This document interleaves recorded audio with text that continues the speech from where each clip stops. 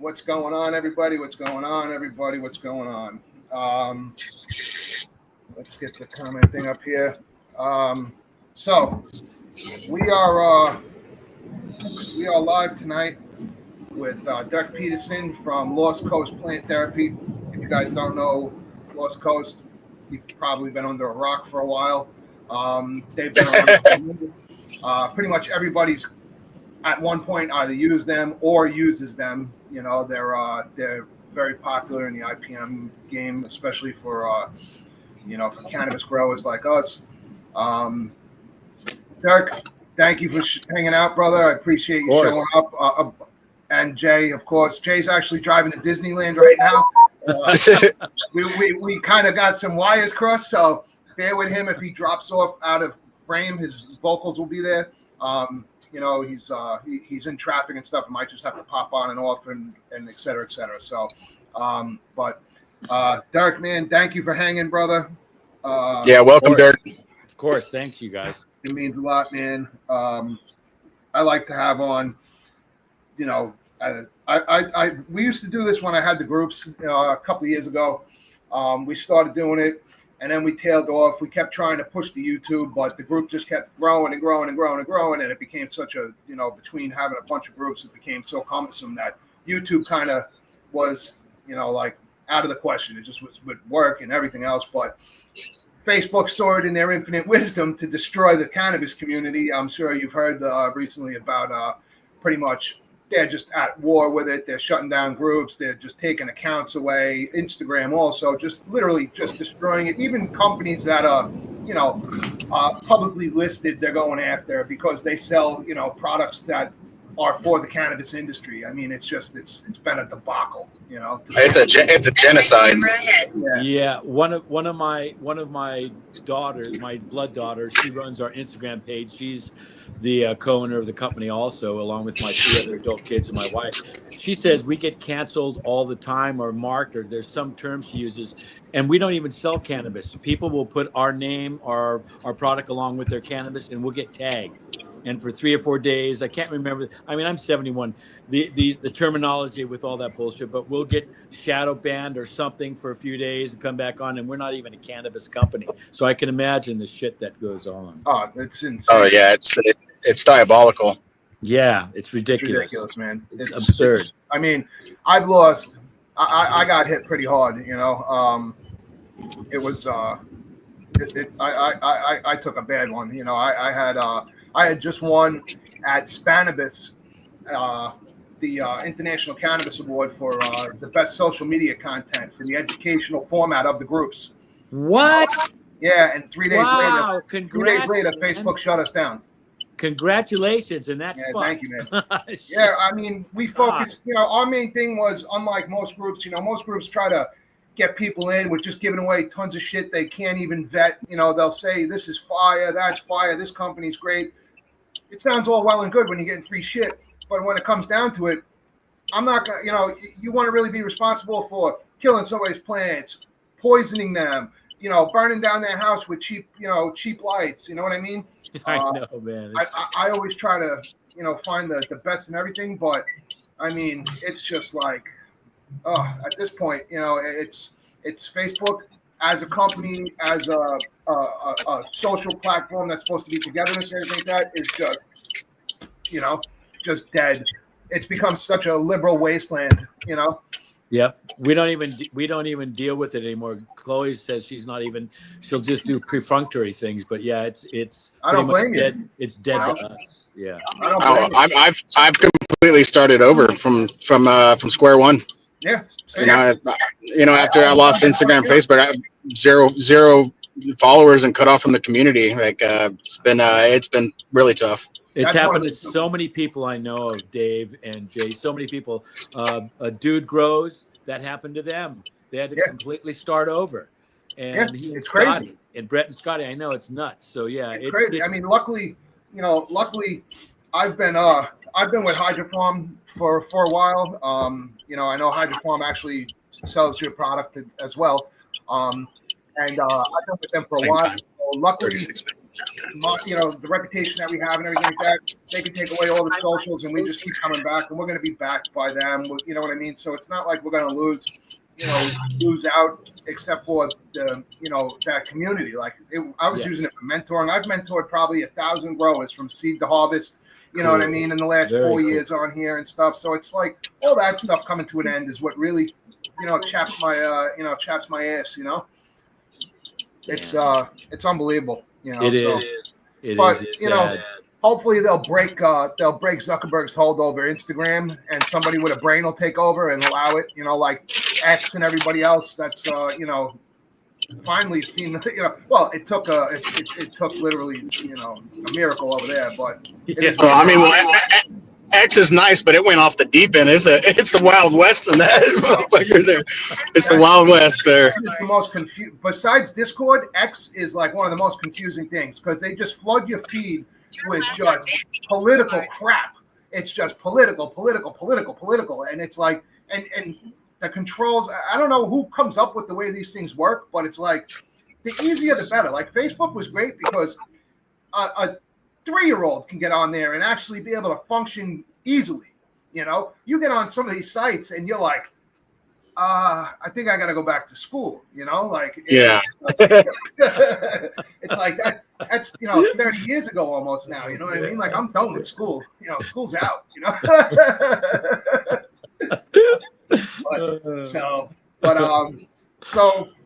I like to usually open it up. I always take some notes as far as questions and stuff to how I'm going to my course of questioning and whatnot. Because ask me anything you want, bro. Sounds good to me.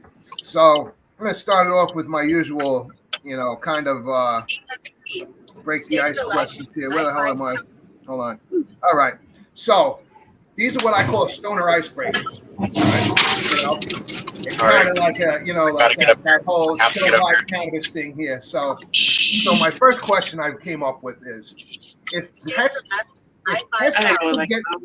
pests could get high, which bug do you think would be the first one to grow on you?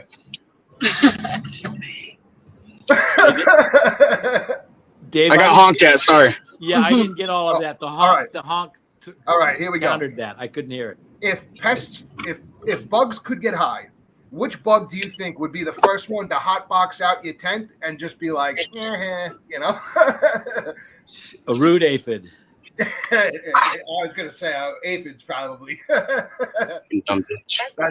Yeah, man, aphids are the worst, bro. They are. People don't realize how bad they are, man. Those things are just loaded, pregnant, ready to rock. Exactly. Especially if it's not the foliars, which are just as bad, really, in a way. But if it's the root aphids, many times growers don't even know what's going on until they, do a very thorough search of what's going on. Yeah, they're terrible. I actually got them from my shirt a couple of years back. Where I am in Brooklyn, I used to there was a community garden, and I used to go over there and help out and do couple classes and stuff like that. Cool. And I was just over there one day, and I came back, not even thinking. I was in a rush and stuff, so I came home, ran into the room, did a few things, didn't change my clothes or nothing, left and stuff. And a couple days later, I was like, oh no, I was like, started seeing it, and I was like, I knew exactly what I did wrong, because every time I would come in, I would actually take my clothes off there, go in the bag because there's a section that's not near, the garden, and come home, or when I got home, go right into the bathroom, shoes are off in the hallway, jacket off and everything, blah, blah, blah. But that one mistake, man, just ruined my garden. It was tragic. That's all it takes sometimes. It's those things crazy. One is enough to just destroy stuff. So well, and aphids are pretty hardy as when it comes to pests. When you get aphids, it can be a process. Yeah, they're robust. I know. They're one of God's little beasts. You know what I mean? Like as far as a small thing, they're not easy to kill. Yeah. When Debbie and I first were putting this together, she and I both are the formulators, my wife and I, we purposely would bring in eggplant because eggplant are notorious for aphids. And we'd bring him into one of our greenhouses and inoculate everything really bad to the point where half the leaves were black. You would just put your finger down and then to see how well our product would work. And that's when we knew that we had something, when we could get rid of horrible aphid infestations and russet infestations. We knew we Russets. Oh man, those things are like the devil. Those things, russet mites. You get those things, and you might as well just throw your shit away. Unless you know, we had, and when they first came out, Dave. It's funny out here. Nobody knew what they were. We really weren't sure. And I had people putting on our product for 50 or 60 days in a row. Wow. And they saved their plants, and they actually placed at the Emerald Cup.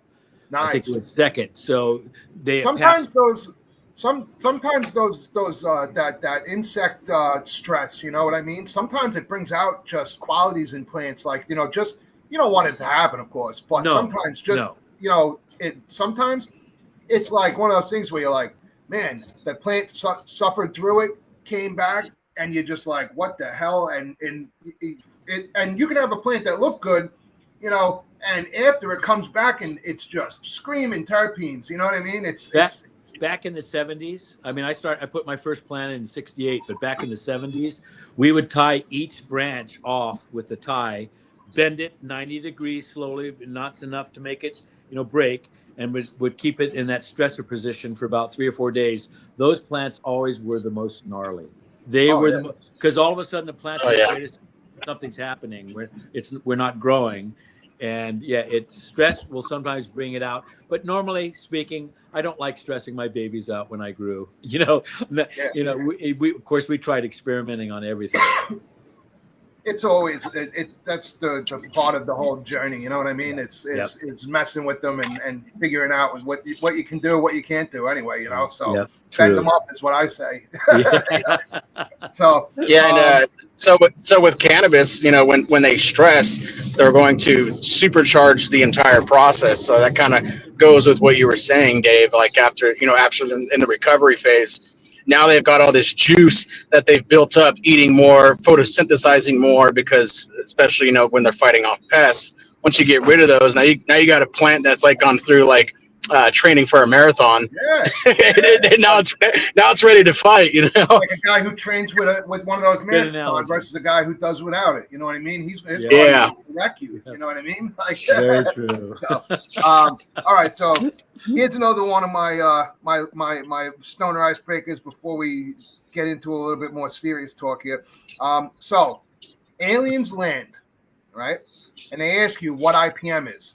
You've got 30 seconds and a joint. Explain it to them without making them want to, you know, take you back to their planet. IPM using fancy acronym for using more than one product. That's it. That's all IPM is. Using rotational things that you don't think will sustain, you know, high efficacy rates.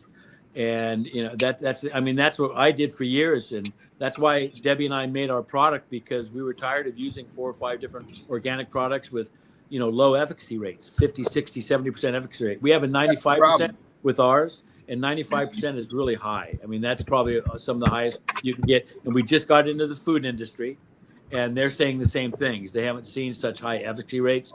Most of the farms we've got into are using our product as a standalone now. Also, they're not using their other products that they have in their IPM systems.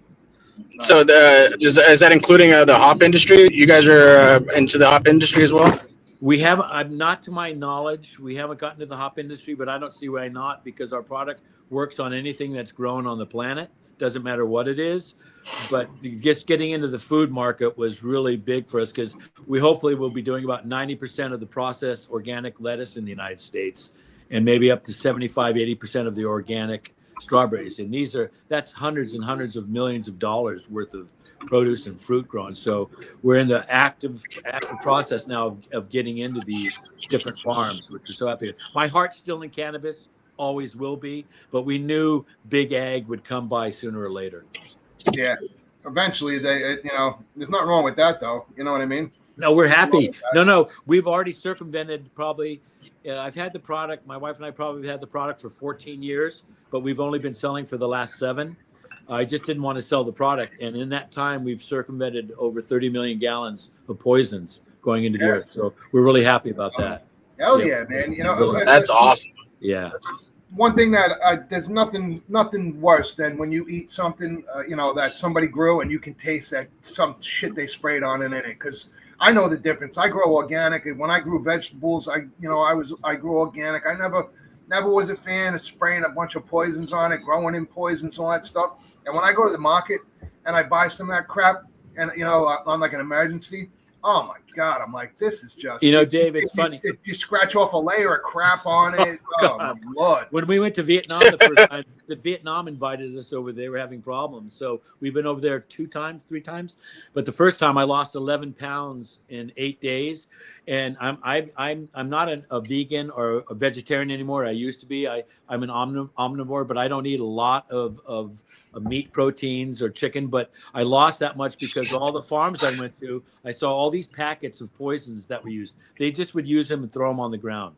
And all these things that I read, because I know a lot of them are banned in the US and banned in the EU. So I'm like, okay, great. So they don't make these anymore, but other countries can buy their reserves, which they did. So I saw all of that, and I told the kids, I go, you guys eat what you want, but I'm not going to be eating anything other than a few pieces of rice and fruit. And that's all I did, because the poisons they use over there, the amount of cancer they have from all that over there is huge. It's not talked about. That's insane.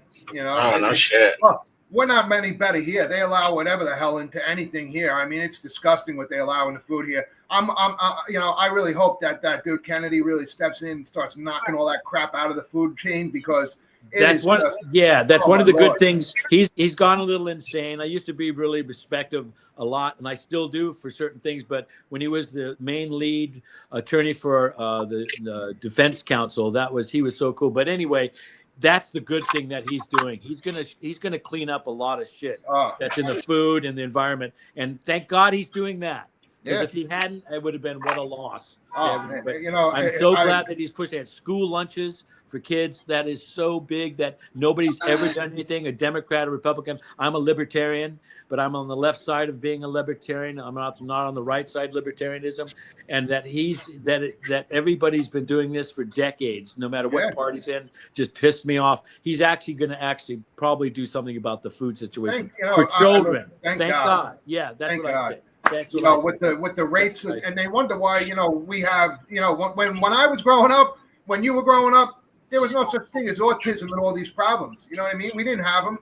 You know what I mean? We didn't have these issues. You didn't see kids. It's all has to do with the crap people eat now, man. And what's in the that red 40. There you go. Yeah. When I go eat somewhere that's not organic, because most of our food up here in Humboldt is beef, we chicken, everything, all of our vegetables, fruit. I actually have indigestion when I go to some places for more than 2 or 3 days and I can't get really clean food, and I never get indigestion. That's the only times I've ever done it, and only a few times, but I attribute it to the food. And it's like, Jesus, there's just something about conventional food, because we never know what's grown in it. We never know what's grown. I cook pretty much 99% of the stuff I eat. You know what I mean? I source it from places, meat and whatnot. I go to old school Italian butchers. There you go. There you go. And good veggies and whatnot. Almost there. But when I go away, and I eat stuff that that I normally don't like. I was in Maryland and a couple weeks ago and ate Wendy's. I took maybe about 6 or 7 French fries in and about 2 bites of the hamburger, and my body just went crazy. My body had no idea what I felt like shit. I was just started sweating. I just garbage, and I'm like, holy fuck! I threw the whole meal away. Wow. Wow. It had me wrecked like instantly. I mean, my body just went the other way. Wow. I don't eat that crap. Oh man. So. All right, so nasty. Let's, I had a question real quick. Since we're on the topic of poisons, Dirk, I've been using your product for give or take about maybe 6 or 7 years now. And here in the Central Valley is we have a lot of orchards, a lot of almonds and walnuts that depend heavily on bees. Now, I think the good thing about your product is not only is it effective with our cannabis gardens, but especially for outdoor growers. Correct me if I'm wrong.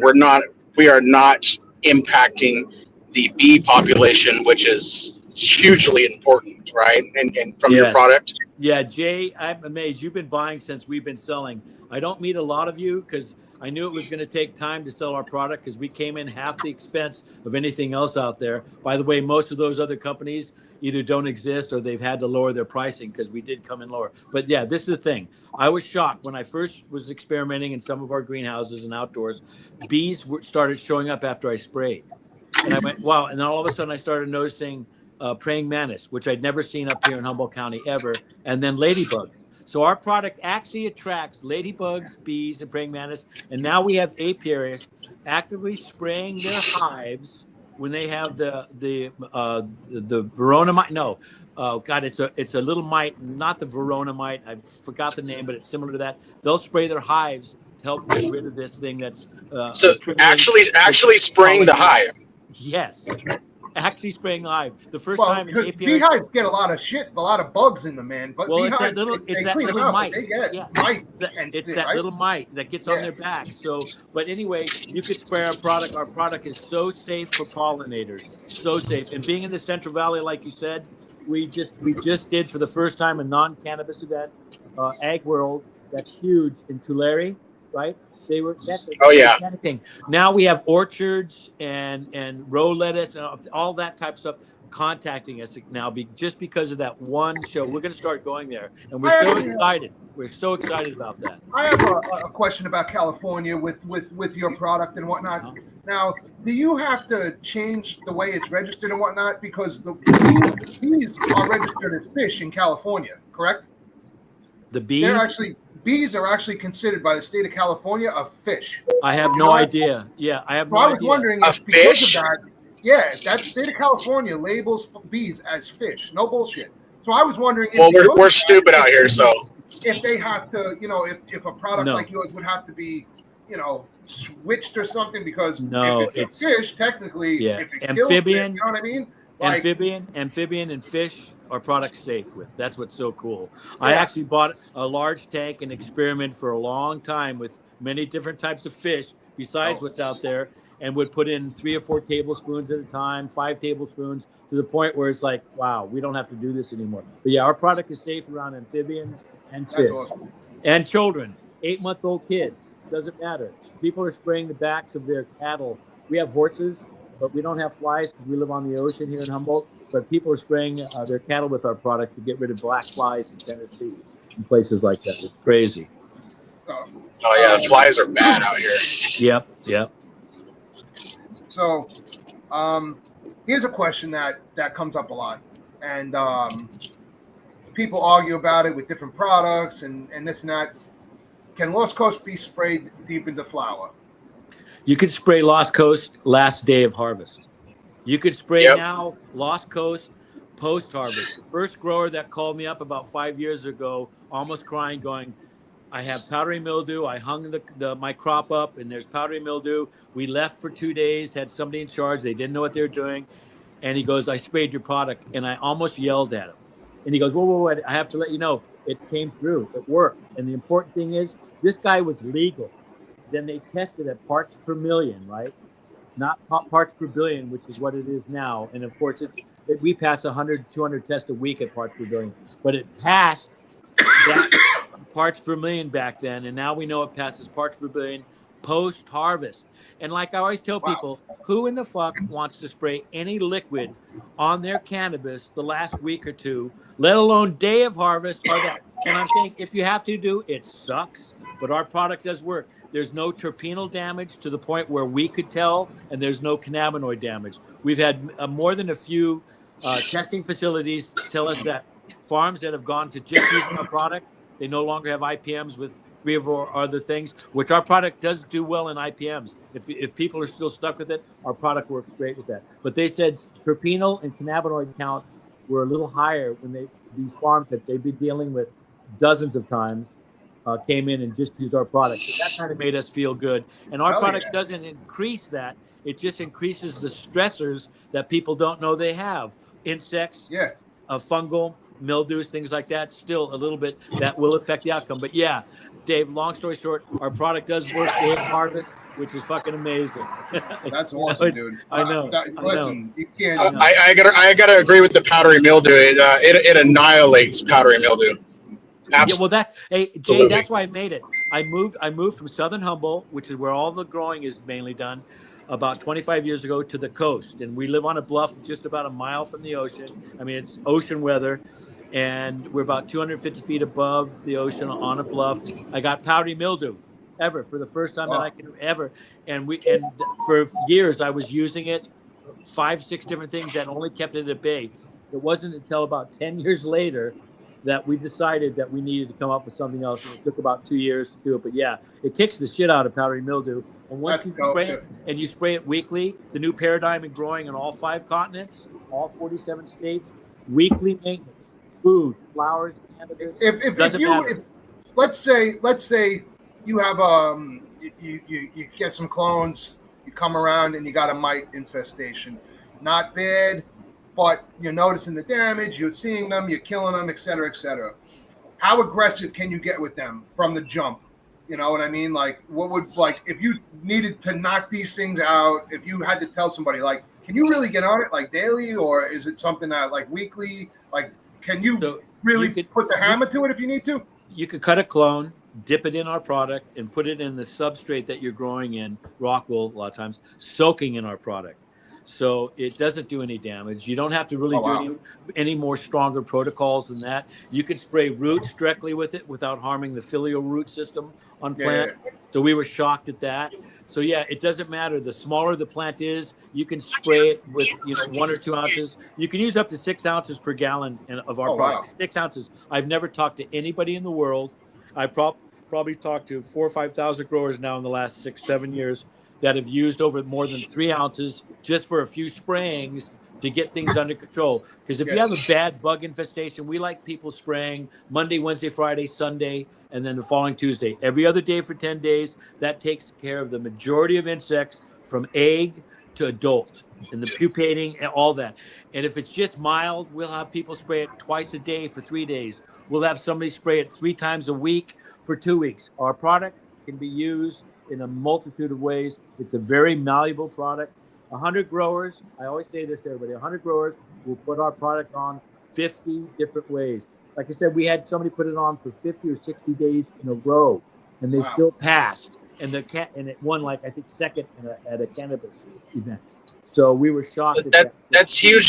That's huge with the clones, because you hear, at least I've heard it many times. Like, oh man, I had a round of clones that I took, nothing rooted, because I remember I sprayed my IPM regimen a couple days before I took cuttings, and now I stunted my root growth, and now all my clones in my dome are all fucked. So I mean, to know that you could take a cutting and douse it and then still root and clone it with no problems is huge compared to other parameters and other products in the industry. I tell everybody, dip. I'm like, if you get clones, I don't care if Jesus gives them to you. I'm like, if you haven't I'm like, it's for real. Yeah. I've said that before too. Wreck mice. You don't even see them. The next thing you know, everything's just wrecked, And Dave, that's the thing. A lot of people think our product is 100%, but it's one of the highest, if not the highest, in the industry at 95%. So they go, we sprayed, and we didn't spray for 3 weeks because we didn't see anything. I just went in yesterday, and holy fuck, I can't believe what I'm seeing. And that's when we went, okay, this new paradigm in growing is weekly. And that happened in about a 2-year period in all the continents and all the states we were growing in or selling in. Everybody in that 2-year period were calling, we've never had powdery mildew. We've never had mites. What's going on? And you know what it comes down to? The earth is heated 1.75 degrees Fahrenheit. That little bit of temperature rise exploded all these blooms around the planet. This is me saying, that's not scientifically proven, but my scientists that I deal with, chemists say the same thing. That exploded everything that's always been there. This is a very live planet. with mildew, molds, and insects. It's a very live planet. It's unbelievable how live it is. I don't think most people know how alive the Earth is. But yeah, we realized in that small amount of time, everybody get it. People in the middle of Alaska, people in the middle of Australia, people in the middle of Brazil. Everybody started getting the same type of insects and pathogens that they'd never had before. So that really was kind of surprising to me. A lot of, like you said, though, a lot of the products, their efficacy is 70%. You know what I mean? So that extra 25% is a big deal, bro. You know what I mean? Like, and the thing is, I didn't want to make a product. I just did this out of necessity for myself. So for years, I'd make 20 gallons at the ranch. I'd give them to friends, give them to neighbors. And all of a sudden, about 4 or 5, 6 months later, I was making 10 gallons, 20 gallons. I'm going. Then we said, maybe we should start selling this. So we started selling it. And we did that for almost 2 years. I have all these Matt's organic lemonade, this really high-end plastic jug from Florida. I drank hundreds of them over years. I kept them all. I'm a big recycler, but I kept them all. That's what I sold everything in. And I'll have people come up to me at events and go, look. And I'll go, oh, my God, you have one of my, lemonade containers. Bottles. Right. So I'll give them one of our clothing. We have great swag. We have Patagonia, North Face, Carhartts. By the way, before we get off, I just want to let you know I'm going to be sending you guys a lot of swag. So I need your sizes. Oh hell yeah! I'll send you good stuff, and I'll send you a bunch. And I'll send you a bunch of 4 ounces. We stopped our 2-ounce samples 2 months ago. We had them for 7 years, and we just stopped. So now we're making 4 ounces. And we're going to give those out also, but we're also going to sell those because people love throwing down a $10 bill and getting something that works, because everything. Yeah, hell yeah, man. You know what I mean? Because you know what? At the end of the day, $1's not even worth a freaking dollar anymore. You know what I mean? It's disgusting, bro. It's like, so if you can do anything for, I love doing stuff for people. Like, there's certain things that, I'm privy to where I can take care of people very well, when they need gear and stuff like that. So I love doing that because the way how far a dollar goes these days, it doesn't even get from A to B no more. When I give somebody $10, I'm going, this is only going to get him a cup of coffee and a sandwich, if that. Yeah, bro. I don't even. I think just the coffee. Half of a number 2 at McDonald's, bro. That's true. That's number 2 at McDonald's is fucking $20. I couldn't believe it. Somebody took me to McDonald's. We were up in Canada, and there was no food around. I hadn't been to McDonald's in 2 or 3 decades. We went to one, and I was like, "Where's the change?" He goes, "Oh, I have to put another 10 down for both of us." I'm like, $30. I was shocked, and I always got a fish sandwich when I ate there. But yeah, I can't believe how $10 doesn't go far. In Canada, man, I feel oh my bad. God, I feel bad when I gotta ship shit to people in Canada, and I'm like, I tell them straight up, I'm like, you sure you just don't want to donate this shit because we don't do that anymore. It's $50. Yeah, we don't ship there anymore, so we got a distributor quality up there. Thank God. And yeah, because when my kids didn't even tell me this, when we were giving 2 ounces out for free, they said it cost a Canadian $20 or $25 to get a free 2 ounce. And that's when I blew up. It cost $140 to get a gallon up there when we would sell them a gallon from it. So we were so happy to get this quality up there because it's hell yeah, man. Distribute up there, I mean. What is that? What do you guys distribute through? Like Hawthorne's up there or something? No, Hawthorne is no longer up there. Quality actually took them over. Oh, okay. And so and because with Hydrofarm asked for about 2 or 3 years to can we sell the product? And I said, no. Hydrofarm, bro. Yeah, but I turned them down for years, and then finally I went, you know what? Let's try this. So we've been with them. I love Eric. I love all they the posted today they posted up the Lost Coast. I seen the show go up.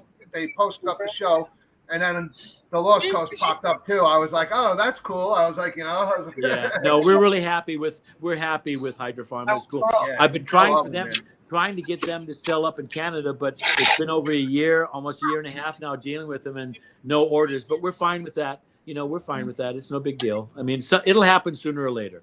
Heather.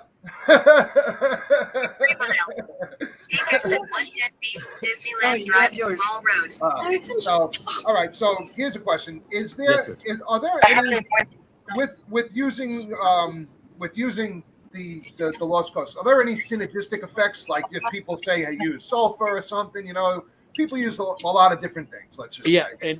And what I tell people is sulfur has been used for over 5,000 years. It's not a bad product. I myself tried it for a while in micronized sulfur and in the little pots, but I bought the European burners.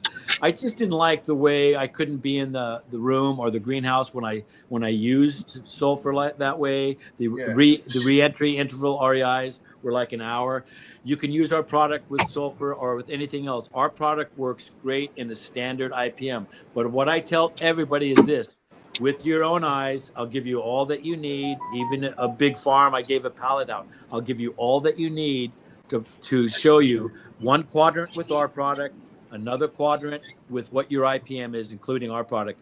And 100% of the time people call back, they go, well, it's been 3 months or it's been 6 weeks and we can't believe the difference. The side-by-side comparison is mind-blowing. They'll send us pictures of maybe 20, 30% bigger, more robust, greener crops, depending on what they're growing. And so, yeah, so we're kind of shocked at how well it works with anything. But again, I tell everybody our product is a standalone. It would take hundreds of years to build immunity to our product and other ones out there, not just ours. There are other companies that do the same thing. With our surfactant is a really high quality surfactant. That's why our product works so well. But the soap and the oil and everything, it does thoracic breakdown, metabolic breakdown, exoskeleton breakdown, and suffocation. Is there chrysanthemum in there? Is there eugenic oils in it or something? Because I hear that you're saying that it breaks down the exoskeleton. I know no. We are shit break it down. You know, so I'm curious. We are very transparent. Our company is, and what's in there is what you see in the ingredients. There's nothing else in there. It's just we have a proprietary surfactant that's not like any other soap out there. Okay. Everything is organic. I spray this in my face with my mouth and my eyes open. I did it the first time in Vietnam. It's like that shit. Poof. Yeah. There you go. The interpreters couldn't get it organic right. They didn't understand what organic was, so I sprayed it in my face, and then I drank 2 ounces of it. Of course, I burped. I didn't get sick or anything because everything in there is cosmetic grade or food grade, which goes in a human, or isopropyl alcohol, which is cosmetic grade, which goes on top of the human. So everything there it's all human grade. That's why we're 25B exempt. We don't have to register because we're so clean. But the most important thing is our efficacy rates are 90%. That's huge.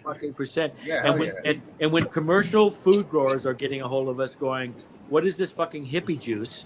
They're going, we can't believe how it works, you know. And then they, on their own volition, stop their IPMs and just use our product. Not without me even prodding them. I don't even have to tell them, do 40 acres with our product and do 300 acres of your IPM, and you'll see the difference. They're doing it on their own because they do understand. They do understand all the problems that our product does for insects. It would take Mother Nature hundreds of years. And with powdery mildew, as long as you're putting it on during the time that you have the powdery mildew and also afterwards on a weekly basis, it changes the pH of the plant. So those spores don't hook their little hostoriums. They're called little hooks in there from powdery mildew. They just stay on the top of the plant and float off. So as long as this new paradigm of growing is followed, no matter where you are in the world, which is weekly, we're 5 minutes away. Sometimes 10 days, every 10 days, application rate, people have clean harvest now. Some people just start putting our product on 2 weeks after cutting a clone, because if there's no problems, there's no need to clean clones up unless you have to. And like I said, our product kicks the shit out of anything with clones. So many nursery I like that, man. love our product. Cannabis nursery growers love our product because of that. And now we're in flowers and just regular houseplant places, and they're loving our product. Microgreens, herbal greens, things like that. We're just getting into as we speak. So we're really happy. We're really happy that it's getting into. We have a question from one of the audience members. He says, should you spray it in your tent before you start growing, just as like a preventative? So many purists will do that, but I tell people spray a little bit of hydrogen peroxide, a little bit of alcohol, do things like that. It's much less expensive. Yeah. And exactly. but we have people spray their whole greenhouses down and but they don't give a shit about the money, which is rare. Because once you know how everything is collapsed. Yeah. Every penny counts now. There are no more growers out there. They're all fucking farmers. And farmers always watch every penny. There's not as many new trucks floating around Humboldt and not as many vacations. It sucks because of the collapse. I mean, at one point we had 15,000 growers in Humboldt County now. And I think there's 1,200 legal ones and maybe 600 or 700 trying to be it and another 1,000 illegal ones. So it's really That's it's sickening. collapsed. Yeah. Yeah, it's amazing. You know, I have friends up there, and the stuff that they tell me, it's like, you know, this is closed, that's closed, this grocery store closed down. You know, it's just devastating. Dave, I could go out and buy things. Not too many years ago, when I stopped growing, because I stopped growing once we realized this was taken off. So for 6 or 7 years, I gave the county my paperwork back. I can go to farms now and, you know, and go to know the dispensaries they go to and buy. I could buy pounds if I wanted to for $400, $500 that were $2,500 not too many years ago. It's crazy. And it blows my mind. There are so many pounds out there under $200 that the general public would smoke in a heartbeat. Oh, it's absolutely nuts. It's absolutely nuts. And those guys would be happier than all hell to get that money. You know what I mean? Because Uncle Sam don't got to see it, and it helps him out. You know what I mean? Yep. You know. So listen, you know, my but I have a question from somebody in Messenger. Is there a difference in effectiveness between indoor, outdoor, and greenhouse, or basically same rate ratios and whatnot? You know, as far as per gallon, et cetera, et cetera.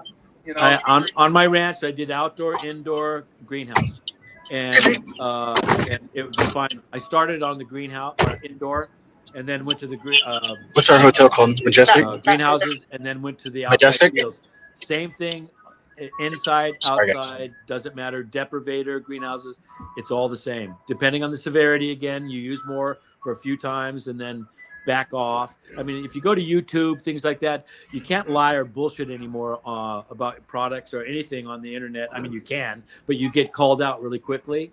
So yeah, it's the same. Indoor, outdoor, depth. It's all exactly the same. Here's another question. So what's the craziest pest story you've heard from a grower using a product, and how did it turn out as far as infestation, whatever, the most wild out there shit where you were like, it really knocked that out? Like, you know what I mean? Like one of those kind of things, you know? I went to a farm. They were in the process of taking the crop out, and they had aphids, foliar, spider mites, and powdery mildew. And then they were starting to get the sooty mold from the aphids and the eggs and the ants, rather, and all that. It was like, oh my God, what a fucking nightmare. And they were pulling out. I told them, please stop. It was bad. Sections of it, I recommended taking out. They stopped. I gave them probably 100 gallons for free to go start using this. Use it on this schedule, blah, blah, blah. Anyway, long story short, they saved about 50 or 60% of their crop, but they thought they were going to lose 100% at one point. They weren't even sure if they were going to be able to operate or pay their employees. They only had about 10 or 15 employees. They were so happy. I mean, they said if they were going to, they're my age almost. They said if they were going to have children, they were going to name them Dirk. I go, you don't want to do that. Do not name your children Dirk, especially if they have red hair. You get beat up a lot. Listen, bro, you know what I mean? Like, you know, I mean, come on now. I know exactly that feeling. You know, I know. Oh man, my dad was test director in the Air Force and a fighter pilot, test pilot. We moved. Bro, my pops was in the Air Force too, bro. We moved every place I moved to. I knew I was going to get beat up. Oh, here's this redheaded guy, Dirk Peterson. I started playing guitar when I was 8. My dad introduced me that, so that was my only saving grace. Otherwise, Dirk, red hair, Dirk Peterson. I got the shit out of me so many times. Oh, it's great. Bro, listen, I know what you went through, man. You know, that's why I'm covered with tattoos, bro. I got so many freckles. I'm just covered with this shit all the way up my back. Wow. Dude, you know? I'm like, that's how my daughter is. It's literally to cover up the freckles. I hate it. Fuck up. Wow. Hate it. Oh, they used to say I was a devil and stuff like that. Friends would tease me. Oh, yeah, bro. Oh, you have white eyebrows, and it's like, am I a devil? I'm like, you know, and the weird thing is that I tan too. Like my arms, my face, everything tans like a motherfucker. But the rest of me are light on fire. You know. Dude, my brother, who's dark red-haired, and many other redheads I know, they burn. I actually could tan. Bro, I tan like crazy, bro. I was shocked. Yeah. Yeah. I mean, I could burn easy too, but I was shocked how I could tan. Bro, it's the weirdest thing, man. I'm like, why am I tanning? When I was younger, I couldn't even go out in the sun. It was just instantly, just like spontaneous combustion. You know? I know. You know? Why is that guy red? Yeah, you know. I'm like literally, and then as I started getting older, I started tanning, and I was like, Yahtzee.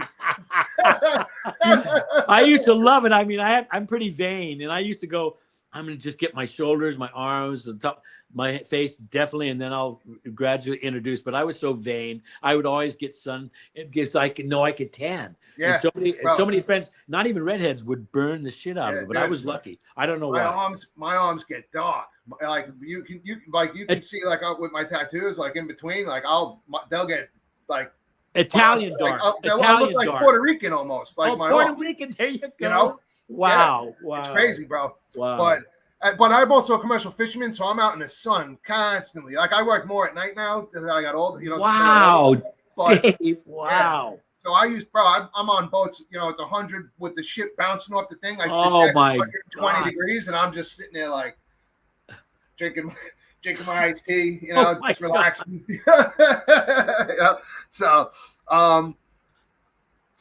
here's let's see here. So, what role does sustainability and organic cultivation play in your product development? Was that pretty much like your main thing? It really was. At first, it was just giving friends something clean that worked, and that's why people would go, what's going on? Your vegetable, your flowers, your cannabis. I go, well, I'm using this new product, and of course, the closest friends and family were some of the worst because they're like, you and Debbie didn't really invent something like this, and we go, no. And then very quickly, 3 of my 4 kids, 1 blood, 3 bonus kids, step kids, 3 children, 2 kids, 2 step kids, and my daughter came back, and we're all running the company now, all 5 of us. And we were all so forward about the sustainability factor and the cleanliness factor about our product, but making something that actually worked. I never in my wildest dreams in my mid-60s thought I was going to make something that I'm going to work until probably in my mid-80s, because Debbie and I work 7 days a week. The kids do, and it's not tiring. It just, when we go to farms, conventional farms, not even organic, people are like, we love your product, thank you. And I go, but you're not even organic. Well, that's because we're less expensive than poisons and other organics, and twice as effective. That blew our mind. Bringing that energy, man. Bringing that energy around, dude. You know, fucking even if you're still visiting on those farms in your late 80s and 90s, if that's what it's got to keep you young, you know, you can retire but still enjoy it. You know what I mean? Like you know, like I mean, that's a different energy, bro. You know, like, and there's nothing wrong with it. You know, I mean, shit.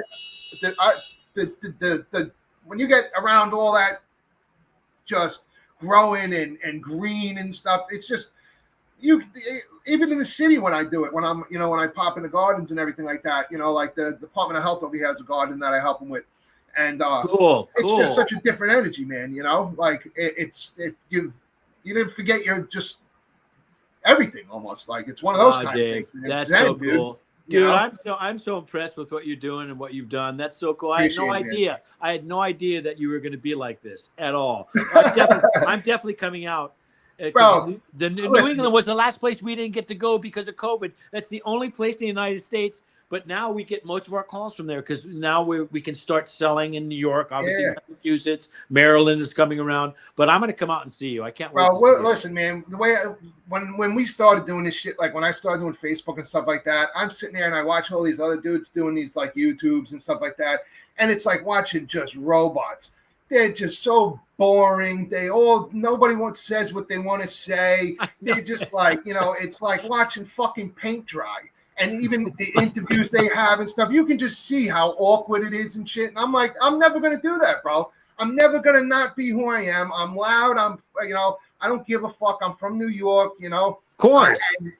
And it's just, it is what it is, you know. Very cool, Dave. Very cool. So I just can't not, bro. Like, I just don't understand. Like, and then you see dudes at like the shows and you're like, why don't you, you know, like you're all right. But on your YouTube, you're an asshole. Like, you know, it's like you know, I just never get it, bro. Like, you know, I'm unapologetic like that, you know. But yeah, dude, anytime you're in New York, man, I'd love to chill, bro. You know, without I'm in question. Brooklyn.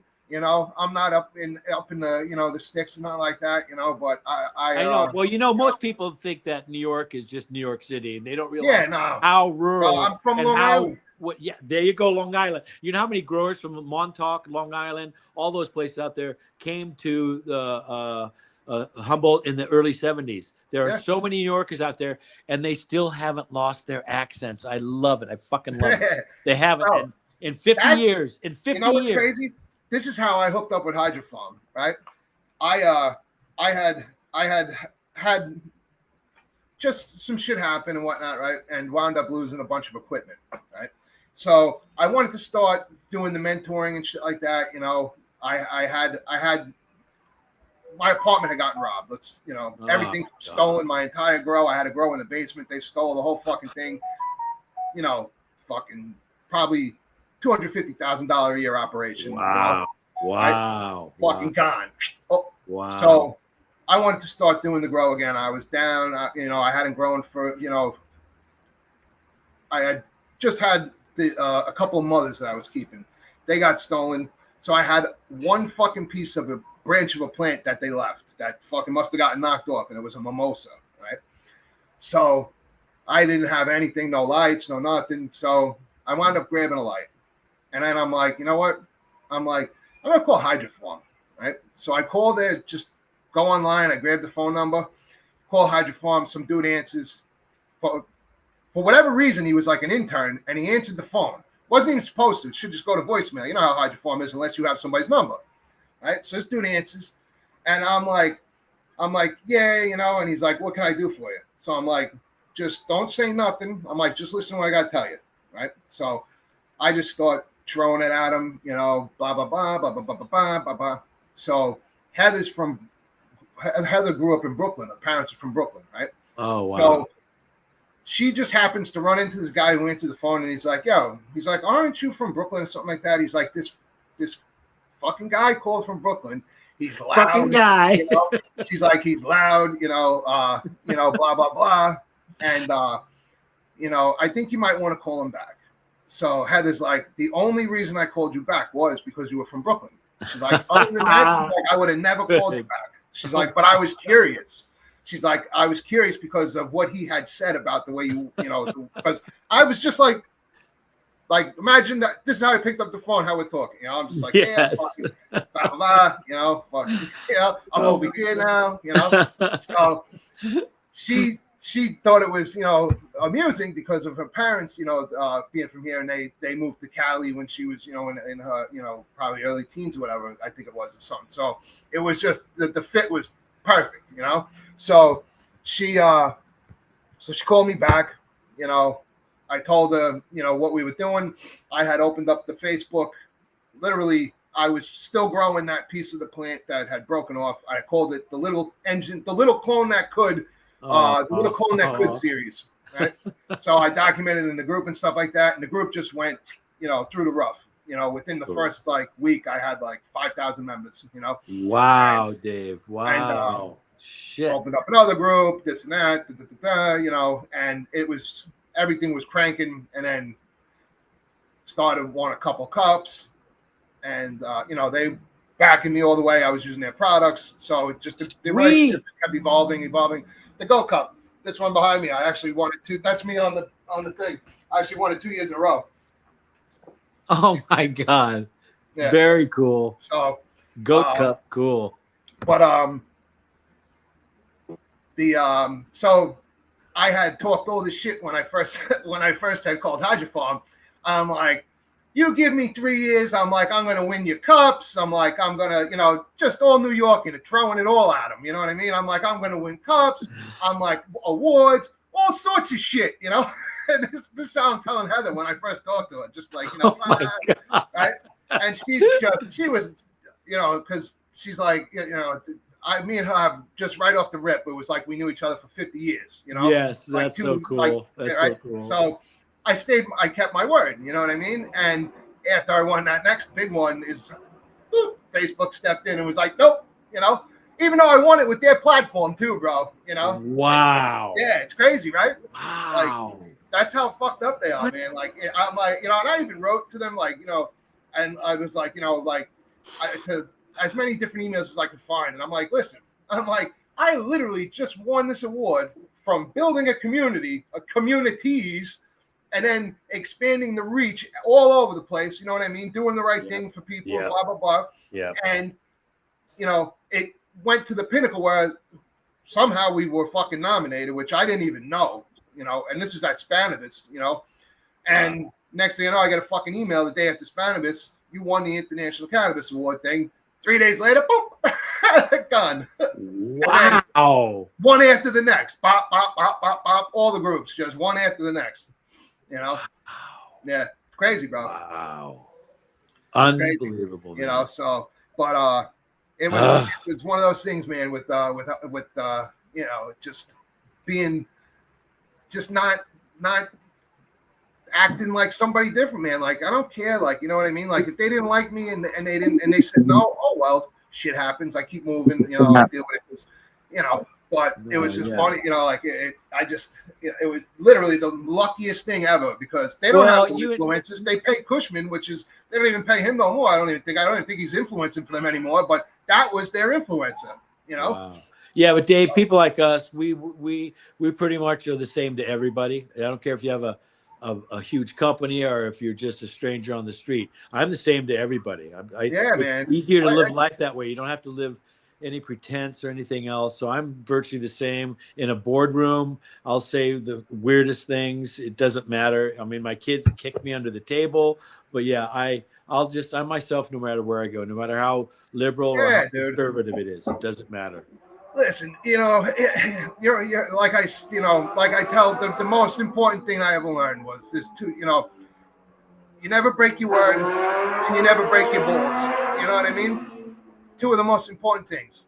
I've never broken my word to anybody, as far as for anything. If I say I'm going to do it, I do it, and that's it, because it's what you got at the end of the day is your word, it's so simple. It's ridiculous. If you just can't even, if you can't keep it like that, it don't even make sense not to. It's so easy. Life is easy when it's like that. It's complicated when you start putting little lies and barriers up. It's like, man, too complicated. Life is too short, man. Exactly, bro. Boop. You can catch a stray bullet. You can catch a tire flying off a car. You never know what it. You know what I mean? So you might as well just, I couldn't even imagine. So,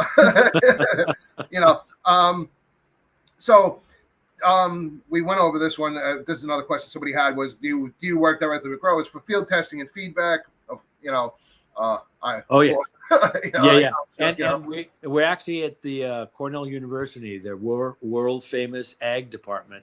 They're doing work for us right now. They're doing first bugs, second pathogens, and third soil biology. So, for live soils, things like that. So we're really happy. Even though we already know it works, we have probably 20,000 growers around the world using our product, mainly cannabis, but now getting into food, it's going to probably be 50,000 because everybody eats. Not everybody smokes or does, uses cannabis. But of course, that's everybody knows that. But so it's I have a question actually. Like if say, with certain soils, certain soils are known for having issues, let's just call them, infestations, whatever, fox farms. So would you recommend, throwing some of that in the feed water and stuff to give a little hose down, let's say, before using, if you're using a soil that, might or might not have, been stored incorrectly, let's say? Would you use it in feed water? Could you do stuff like that with it without an issue? Well, I didn't make it as a soil drench, and we had somebody call the first year from southeastern Colorado. They had 30 or 40 acres of cannabis, alfalfa, 2 or 3 other things, and corn, and they were soil drenching it. So that's when we started experimenting with that. But you can do that. I've never heard of anybody doing that yet, but you can if you wanted to do something like that. I think that would be a bit expensive, depending on if you were a 40-acre farm, you wouldn't want to do that. So you just I'm more like the home growers, Yes, something like that. Because the big guys aren't buying that kind of soil most of the time anyway, You could do that, but if you start using whatever you use, whether it's our product or somebody else's or a combination of, if you start your IPMs early enough, it doesn't matter how shitty the soil is. You'll correct whatever is going on. It may stunt growth, it may slow down growth, but in the end, you'll still get something out of it. I mean, ideally, but soil biology. If you don't start with good soil, you're fucked to begin with, because that's one of the most important. Bro, I mean, listen, of course, it's genetics and everything else, but sunlight. I used to make my own soils, but now living in Brooklyn and whatnot, it's a pain in the ass. I don't have the hard, roots, and whatnot. Hard. But so I use Lush. Lush is one of my favorite soils from Roots. Cool. Never an issue. Phenomenal soil. I recommend it to everybody. Home growers. If you want something easy, that's great. There you go. So so here's a question for you. So you're on a deserted grow island, let's call it, right? You get one nutrient, one IPM product besides yours, one strain. What's in your survival kit? Oh man, that's so hard. I would still stick with nitrogen even in bloom, but nitrogen and what was the other one? Nitrogen and you get nutrient. You get one IPM product besides yours, one strain, mine, and one nutrient. Jesus, IPM on an island? You mean I could take a synthetic if I wanted, or organic with me? Whatever. It magically appears. Other than my product? God, that's hard. That's really fucking hard, and I'm not being sly about it. Listen, I'm just dude, trying to think what else I would. I mean, I've used neem oil. I've used every company out there, and they're all just to me inferior, and that's the thing. So we'll just go. I can't, brother. I can't, Dave. So right. But the third one is strain would be Santa Marta Gold. I've never had cannabis ever to this day. Santa Marta Gold, 1970. We got it through some musicians in LA. And that stuff, I still compare even all my strains. We had 15 strains that my wife and I formulated, different phenotypes. Yeah, but this was it. Santa Marta Gold from Santa Marta, Colombia. Finest smoke I've ever had to date in 55 years. Oh, nothing wrong with that. I like the answer. I like the answer. I'll tell you that much. So what's the best grower tip you've ever heard that has absolutely nothing to do with pests? With pests? What's the best grower tip you've ever heard that has absolutely nothing to do with pests? That has nothing to do with pests. Make sure you have a good source to sell to. That's a good tip. Good plug. No matter what, make sure your source is good. We never had problems selling. We had people calling us up weeks before we would harvest every month. We were like clockwork, and they would call us. We've never had problems with that. 99% of my friends, that's selling the cannabis was the problem. Even in the 70s and 80s. Are you really that small? Wow. All right. So here's one for you. That's outrageous too. If Lost Coast was a superhero, what would its powers be, and what pest villain would it take down first? First, the evil bugs. Ticks or dicks, aphids, mites, things like that, not the beneficials.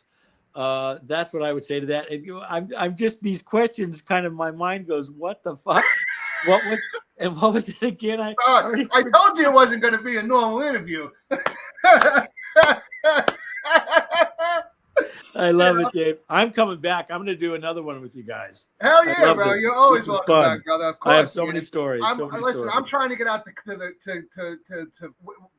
Cali fucking this year. I'm trying to get to a couple places, so hopefully we'll bump into each other eventually. We have a beautiful little guest house. You come stay with us. A beautiful view of the ocean anytime. Brother, any fucking time, even if it's a day in advance. We're gonna make it work one day because I've over these last few years I've been I literally 7 days a week I'm working on the fucking boats for years and years and years and years and years. Wow. So and literally I just stopped this season's the first one that I backed off. You're kidding. This is the first. I was working from March till probably mid-January, 7 days a week for fucking, I can't even tell you how long. It's been a long Wow, time. impressive. That's impressive. So I'm happy to get the fuck away these days. You know what I mean? Wow. Yeah. Yeah. So The New Yorkers that moved out here were fisher people too, and they did it out here. All the growers, they were all fishermen, all of them. It's crazy. Oh man, I haven't been out to a big giant outdoor grow or anything in so long, bro. I would fucking be so happy to come out there and just bounce Dave, around. there's plenty out here. Yeah, like a little fucking baby kid, just bing, bing, No, just fucking bouncing all over the place. I could take you some really good OG, not my OG, but secondary OG farms that are the best. They're the top. Oh. They're top. You know, they're 35, 40-year-olds. Oh yeah. Yeah. Perfect. Tammy, that was what do you call it? The Jay's checking into his hotel, so you're getting a little probably reverb from people around him. That's all. That's why I was having problem hearing you, but I can get 99% of what you're saying. Hold on, let me close my window. These fucking alarms, these damn sirens. Oh, that's you. Oh, okay. Bro, Those damn paramedics. fucking NYPD. Bro, I refuse to pay absorbent fucking rents anymore in Manhattan, so I've learned to live in fucking little rougher neighborhoods, over the years. So, Dave, I don't see how NYPD, bro. That's not even ambulances. That's just fucking all cops chasing people everywhere. And we have friends that live there. We just can't believe how expensive it is, even for shitholes. We're absolutely abhorred at what people are charging. We just can't believe it. It's even out here. Absolutely batshit crazy. I know people that are paying for a fucking studio like $3,600 a month. That's my daughter just came. Chloe from Santa Cruz. She lives in Santa Cruz. She says their studio's starting at 45 with one bedrooms at 62. Yeah. Oh, you get other studios. You can get studios that are here that are like 15, 16 grand in Manhattan a fucking month. It's insane. That's fucking highway robbery. Yes, it is, Jay. Bro, listen, the per foot in Manhattan for fucking rent is like fucking $250 a square foot. And it goes up to like $1,000 a square foot, depending upon where the fucking real estate is. Right. So imagine these rents. It's insane. I bought in a good time. My mortgage is only $1,230. You're lucky. Fucking taxes on Long Island are like 16 right before the bubble burst. Yep. Wow. Bro, taxes. That was like 2017. Wow. I couldn't. It's insane. Now we can hear each other. Fuck. I know. Sorry guys, we were having reservation problems, and I had to. It got hectic there for a second. No worries. The NYPD didn't help. Yeah. What up, dude? What up, Kev? So all right. So here's one. So have you ever sprayed your plants? As you was all stoned out and just accidentally just gassed yourself down with your own product? You can't gas with my product. I drank 2 ounces of it and sprayed it in my face. That's true. My I my forgot eyes about open. that. Yeah, you did. I've had to do that 3 or 4 times, and people are like, and then they don't realize that we're a pesticide without poisons. They don't understand that we're literally food grade. We have people getting rid of athlete's foot and psoriatic patches on their arms. People in the hills here spray with bathing suits on, and they're noticing they're getting less athlete's foot and psoriatic patches because of the overspray of our product, which blows my mind. So people will spray their kids' feet, with our product for athlete's foot. Isn't that crazy? Hey, babe, I got a cure for my athlete's foot. Oh, man. Looks like a fucking pterodactyl's foot. You're spraying that with the foot. The fucking kids are coming down and snatching babies out of strollers with those fucking things. Hey, I can see the commercial now. My feet have never looked better. Yeah. Fucking giant fucking. Snatch the baby right out of someone's carrot. Oh my god! Runs away like an emu. Oh my god! Oh my god! That shit is so funny. So hold on, I had questions from people that popped up. I signed out. Of course. Oh my god. Actually, let's check out the comments. Yeah, hold on one second. I gotta sign back in. I was sitting there laughing so hard I fucking started hitting buttons and signed out. It makes it. Sometimes the way the comments come in, you don't catch them. So people fucking send them on the messenger. It helps, you know. Uh-huh. Yeah. Sammy, we'll talk to you later, brother. 2012 Washington, sold 21, and then bought it outright in Virginia. I don't even. Virginia's getting expensive, probably too. Everywhere is expensive now. I mean, shit, you know. All right, so here we go. So if Spider Mites formed a band, what genre would they play? And would Lost Coast be the opening act or the crowd control? Country western, and it would be crowd control. Achy breaky heart. I like country western, not as much as other music, because that's just what came up. Oh, I could have said polka. I should have said polka. So here's one for you. So you get to rename your product just for fun using only weed slang. What's the new label say? Wow, the dopest spray out there. There you go. I like that. The dopest way. I like it. If Lost Coast was a strain, what would it taste and smell like? Piney, peppery, funky?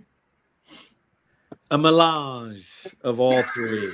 A little cornucopia of goodness. There you go. Yeah, that's the word.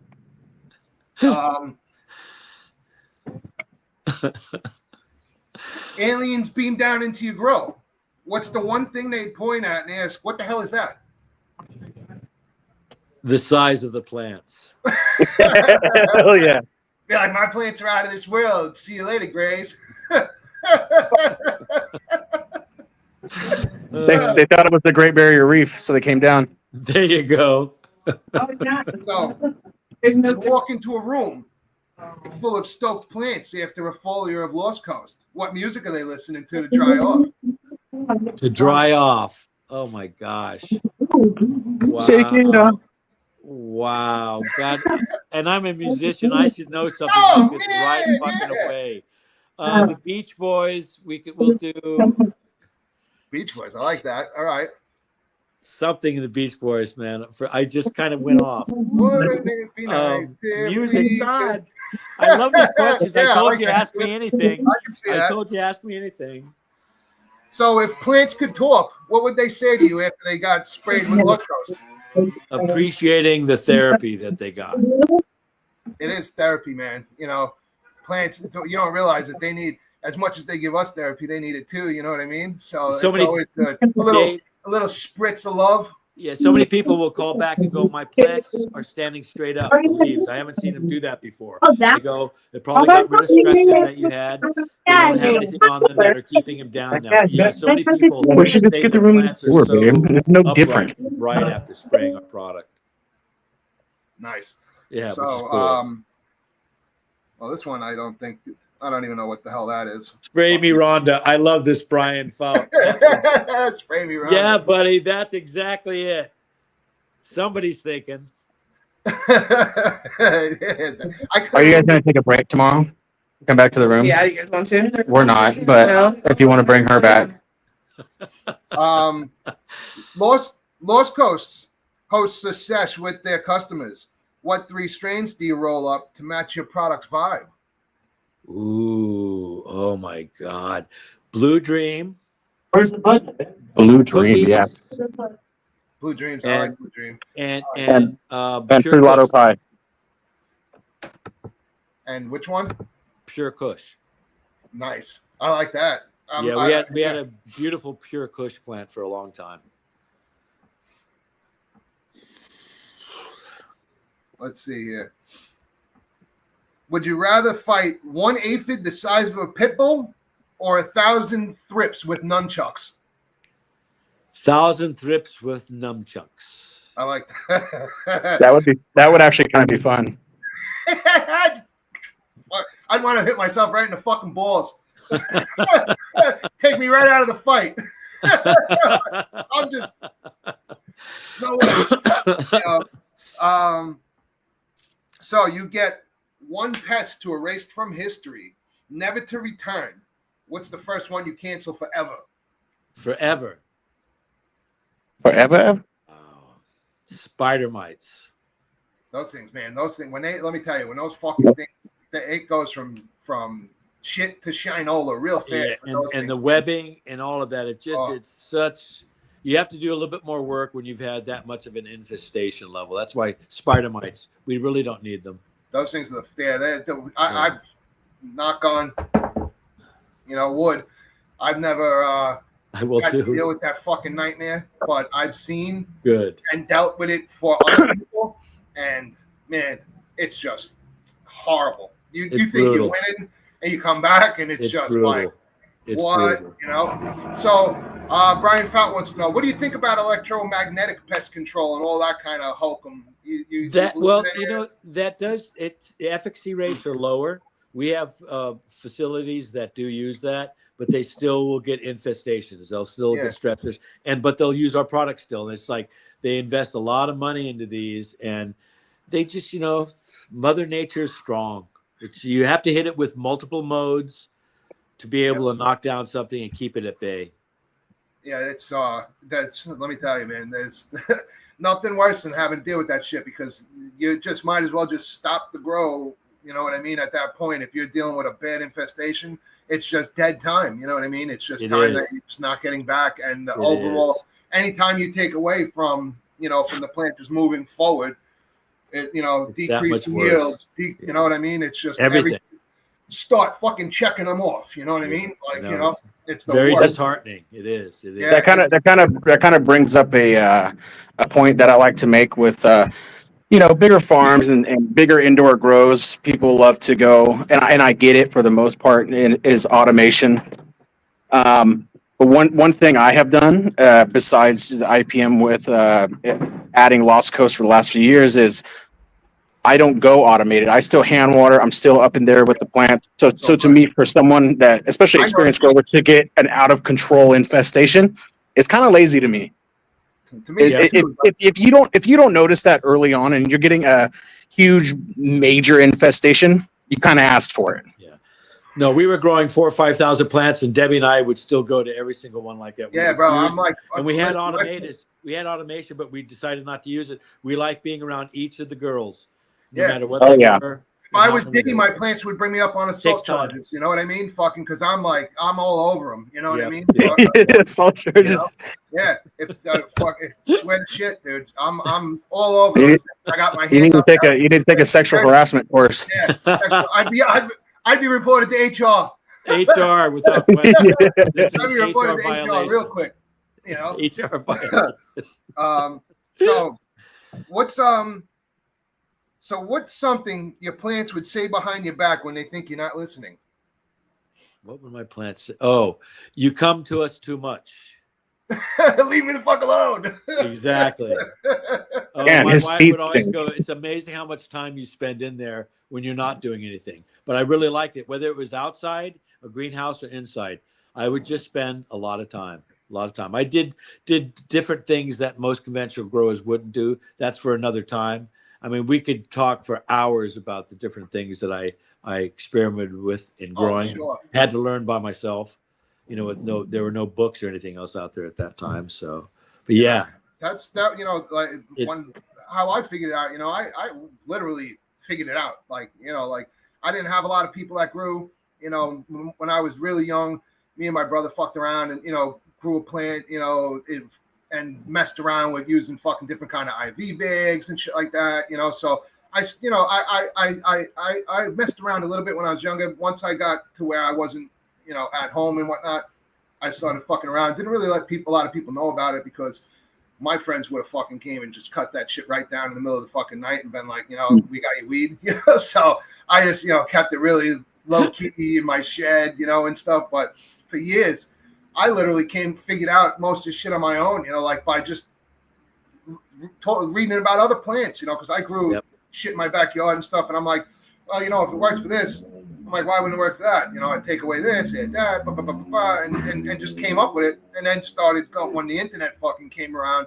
Not even when it came around, when it started to actually, you know, have a little bit more of a, you know, where you can find information a little bit easier, you know, was when I started to be like, oh shit, like I was doing that, you know, like, you know, I did that, you know, and I was like, thank God I did that, you know, but it was, you know, and I'll be 50, you know, but it's not even like I'm not even that old, you know what I mean? And the internet was like, you fucking dial up, like it would take an hour and a half to get on the fucking thing, you know. Fucking dial up. And then you hit enter, you couldn't get pictures, it fucked to get information. It was just there was no, you know, all the shit that was out isn't even out anymore. You know, that when it first came out, it was horrible. There was no real information until, you know, what, like into the 2000s more, you know, like yep. So even my kids. Even my kids that are in their 50s now, they were just like, man, it's just come such a long ways. We remember back, you know, when you were growing, and they actually, were just 48. I'm not even 50. So, but yeah, it's changed. The information available. There's pros and cons, but I think for all in all, it's good because you can access so much information almost immediately. That's why I think there's so many young kids I meet that are 4, 5, and 6, and 7 that, you know, I wasn't that smart. I wasn't that smart until I was 16. You know, I mean, these kids are just super smart, and I wouldn't change it for the you know, because I know if I grew up now, I'd be the biggest douchebag. You know what I mean? Like for real. Like I never wondered about that. Yeah, bro. I would just be. I can imagine. You know what I mean? Like, you know, these kids have no idea. You know, no idea. You know, and I shouldn't even be saying that, but like my generation was like the last fucking normal generation. You know what I mean? Like, you know, it's you know, there's a few that will take off waivers from other generations. You know what I mean? But you know, for the most part, these kids these days are just screwed. You know? They don't. You know, I have to agree. They're screwed, man. I have to agree, man. I have to agree. It's just terrible. You know, I feel bad for them. But me too. Yeah, I fear for my kids growing up now. Man, I can't even imagine. Bro, can't even imagine, me tell you, Jay. man. It's, you know, I see it a lot because I'm in the city, and you know, so everything's like, you know, before when you guys are seeing it, you know, certain things. Just imagine how fucking bad it is this way. You know what I mean? Like when it's you know, denser populations. Exactly. You know, it's on fast forward in bigger cities. Throwing those terms on sanctuary cities, and you know, start throwing those fucking terms in there. You know, where you live, and it, you know, it's just no idea. You know, like it's so I feel oh man, some of the shit I see, I'm just like, I can't even believe this shit. You know, I can't wait to get out of fucking New York, bro. I'm another couple of years, I'm gone. You know, so good. So let's see. So you walk into a buddy's grow and you see a horrible pest infestation. You only have 5 words. What are they? What the fuck, man? You should have called me.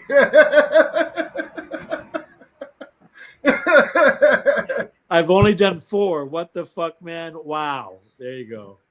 Yeah. Let's see here.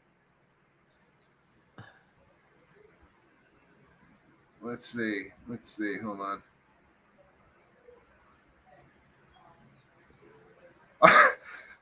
You're doing a foliar spray, and suddenly a talking ladybug lands on your arm. What's the first thing it says?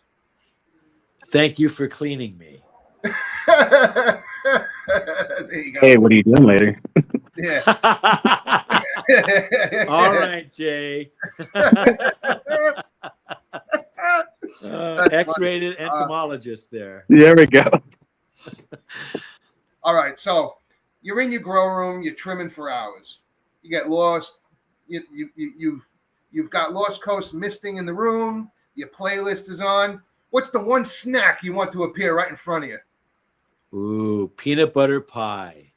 Bro, yeah, Reese's Pieces. Yeah, there's a chocolate peanut butter pie. Oh yeah. There's a peanut butter pie at this joint over here that it's like Reese's Pieces peanut butter pie. And I'm not like I'm not a candy guy. I don't like sweets and shit like that. But I came home fucking a couple weeks ago and smoked a big blunt of grape bubble gum, and just happened to walk in this deli, and it was like literally like like fucking light around it, like a halo. I was like, that looks good, man. And I was so happy I took that dive, bro. It was dream. Oh, I never had shit like that, like I don't eat that kind of crap normally. So I was just like, man, this is good. But yeah, every year peanut butter pie on the birthday. I love it. Oh, it's so good. I'm a sucker for peanut butter. Me Yeah, too. I consume peanut butter. Listen, that's like peanut butter and white bread. Just real quick. Large consumer of peanut butter here. Yeah, that's like boat food and 101. There you go. Always have bags of bread and some peanut butter, and you're good to go. You can survive for months.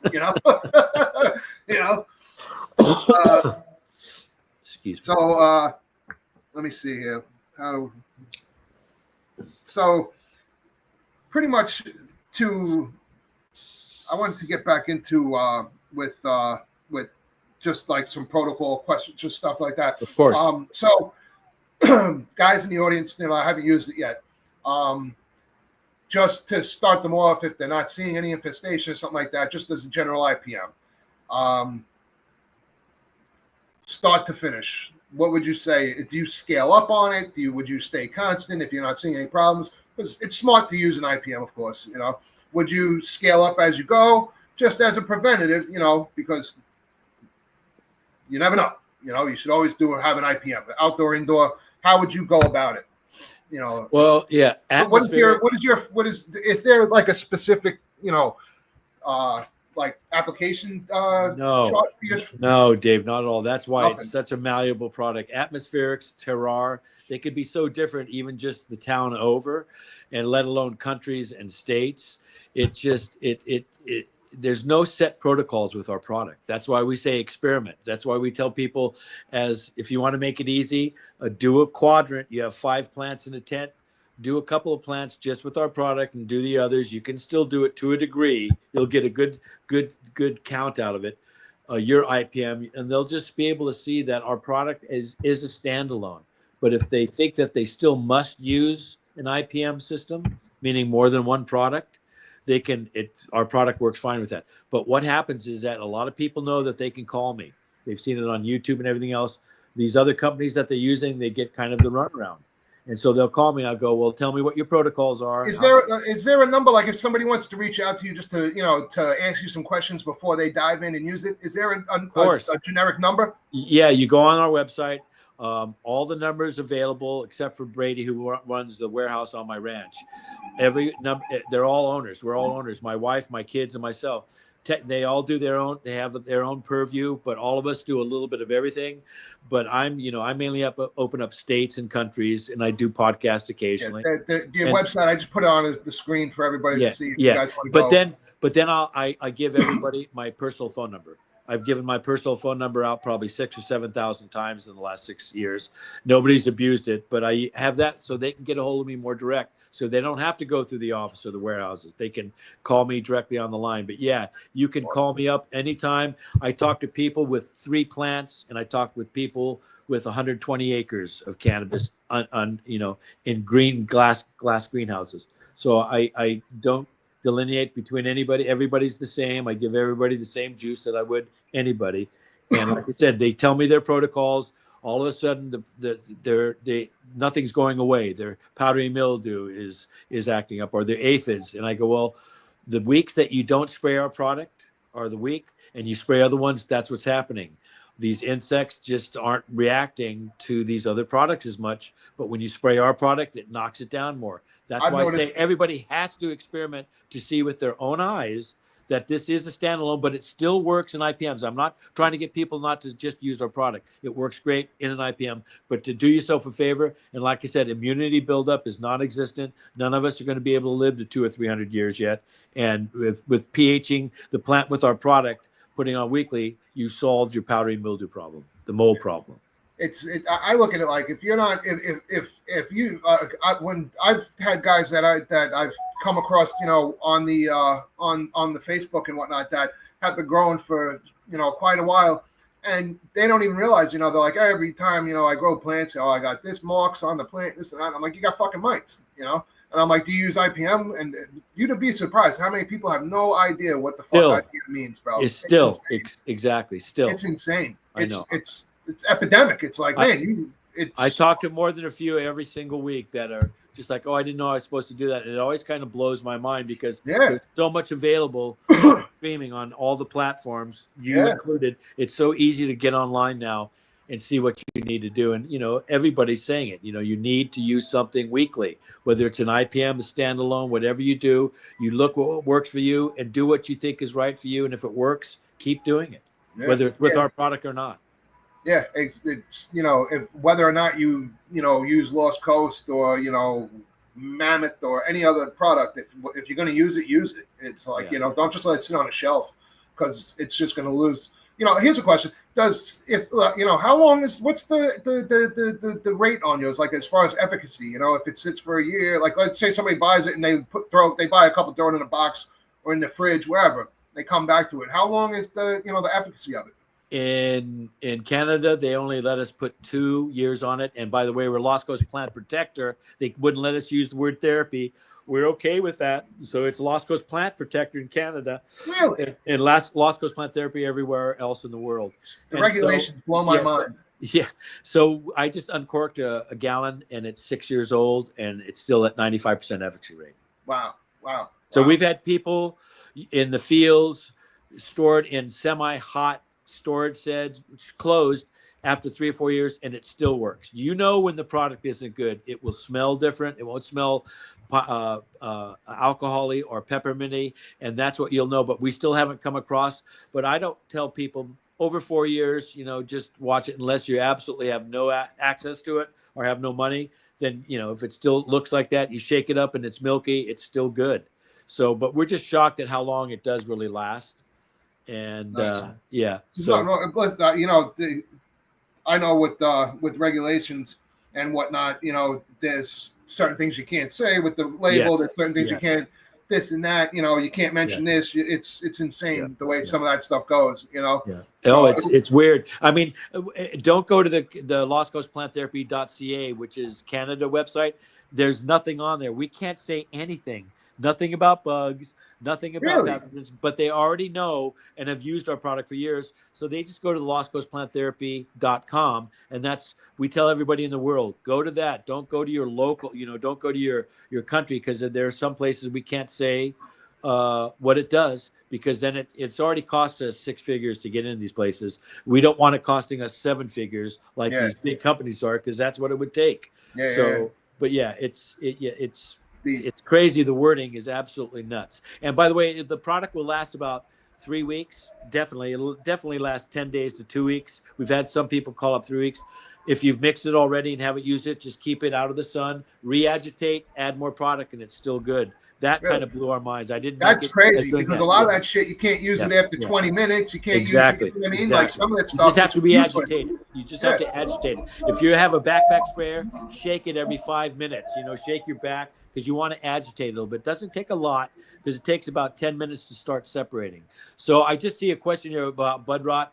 Nothing takes care of bud rot. Once you get bud rot, nothing works. It's just watching beautiful plants deteriorate in front of your eyes, trimming buds that are stunningly gorgeous, and then opening them up, realizing that, whoops, bud rot. That's why people use our product as a preventative, because all these stressors lead to bud rot. Insects, pathogens, if you don't take care of them, they will turn. The cellular damage is done, and there's nothing systemic, transdermal, anything that will rectify it.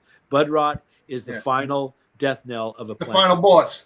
It's literally the final boss. Even a gorgeous plant, I've learned over years, I still would keep them and realize, a 5-pound plant would, you'd yield 4 or 5 ounces at the end. And even then, that's questionable. So bud rot is why you are proactive, and it's the new paradigm in growing. Weekly applications, bi-monthly applications. If somebody was let's say transitioning over from a synthetic to Lost Coast, is there a detox period or anything that you would recommend before using it, or just apply right on it? No, you could pretty much go right on. I mean, even with sulfur, The sulfur manufacturers will say 10 days, 2 weeks, don't use oil-based products. I have people calling me all the time saying that they use it 2 hours later, 3 days later. And then the most freaked out I got was when somebody sprays our product, it dries in 15 minutes. They put it on 45, 50 minutes later, less than an hour. And I'm like, what? And they go, no, we've been doing it for a year. And I'm like, wow. I would recommend 1 to 3 days. But when I have people calling me saying they put it on within hours afterwards, it blows my mind. I probably had dozens and dozens of calls this year on just that alone. And it's only 6 months. I don't know if we cover this. I don't remember. We might have covered this one, but as far as like resistance, is there any? Will plants or insects build? Have like resistant buildups? You know what I mean? Like some IPMs, they stop working against certain shit. Yeah, like you'll be fighting against something and it just the crap's out. You'll bat them down, but you just can't knock them dead. You know what I mean? Is there any of that? No, there are other products out there are similar to ours. They just don't have the high efficacy rates. But our product would take hundreds of years for an insect to develop immunity. Again, because of thoracic, metabolic, exoskeleton, and then suffocation. Mother Nature, that's a lot for Mother Nature to rectify. And then keeping it weekly, like most growers do now, you keep that pH on the plant harsh enough to where it doesn't affect terpenes or cannabinoids, but enough to where spores of molds like powdery mildew, blight, things like that, don't like to light. They just kind of sit there and then blow off. So yeah, there's no immunity buildup in our lifetime. I'm going to shoot 5 closing questions, because I know we've been on for a minute. No worries. So what's the weirdest thing a grower has asked if they could spray Lost Coast on? Not necessarily on, but it was, did they need to heat to drink it? And I thought it was a friend of mine joking with me. And he goes, no, we see that you can just kind of take it right out of the bottle. But if we put it in water and we heat it up, is it still drinkable?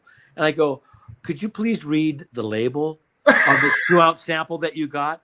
So that was the weirdest thing. The weirdest thing spraying on was somebody's feet to get rid of the athlete's foot.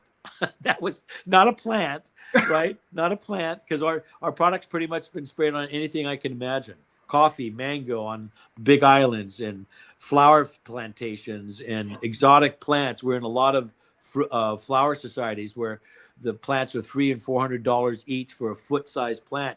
Oh man! And they're using our product. Nice. I bought a couple of Albo Monsteras that for $450 each, and they're only about a foot tall with 3 or 4 leaves. And they're gorgeous, but I spray those all the time to show people that, you can use these on prized. I have 70-year-old bonsai that I use it on. You can use it on pretty much anything. It's a very mild product. Heat is the factor. We like you keeping it around 80 degrees, but we've had people in Southeast Asia, Florida, Oklahoma that can't get below 88 degrees even at night, but they spray and they haven't had any problems. Do you recommend spraying the lights on, lights off? Now with the new lights, hardly anybody uses sodiums anymore. I don't know of anybody. So heat isn't the factor. It's the heat and the light. So if your room is comfortable, 70, 80 degrees, a 400 light room, you don't have to turn the lights off. I know people still do because it would take a lot of huevos for them to try it. But we've done it in many different simulations before. People just can turn off most of the lights or use a green light or anything like that. But if you even have like a 5-light room, you do not need to turn the lights out. As long as your hand is comfortable underneath the light where the top of the colas are, and you leave it there for 20, 30 seconds, you're fine. Yeah. But people, it's easy for them to turn the light on. For years, I would turn my lights off in my rooms, completely off, and turn them on 20 minutes later. And that was during the cycle because it was hard for me time-wise to get back to some of these rooms. I never had any problems with that light interruption cycles, the photo period. It didn't do anything to my harvest. I was shocked. Nice. Is there a pH that you recommend setting it at or anything, or it doesn't matter? Nope, doesn't matter. Okay. Absolutely not. I'm not a pHer anyway, but a lot of people are, and I go, if you need to, go ahead, but you do not need to pH with our product. Absolutely. Does it work with city water, well water? Everything. I mean, I'm on well water, but if people use city water, large quantities, I tell them let it sit for 24 hours, let most of the chlorine get out. But city water, it doesn't matter. I mean, distilled water people have used, creek water. It works good in anything. R&O water. It doesn't really matter. Nice. Hold on one second. Let me get. All right. So I usually like to do a couple of like trivia questions and stuff with the guests to to probably like give away a couple of stuff. So I always give away something from Aero Mixer every week. So I'm gonna throw this one at you. Something that let's do a trivia question of something that we went over. Your choice. First person to answer will win a 50% off coupon for an Aero Mixer. It's about $140 value. So shoot with a question about something that we spoke about tonight. A question, huh? Okay. Does the product is there an immunity build up with the product? What do you want to listen? First person to answer will be winning a 50% off coupon to Aero Mixer. Shoot the question one more time.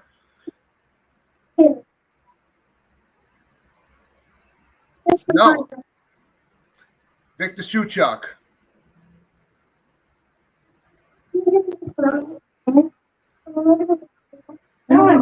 Brian Sweet. Victor, I'm so stoned. I'm like, yeah, Victor, no.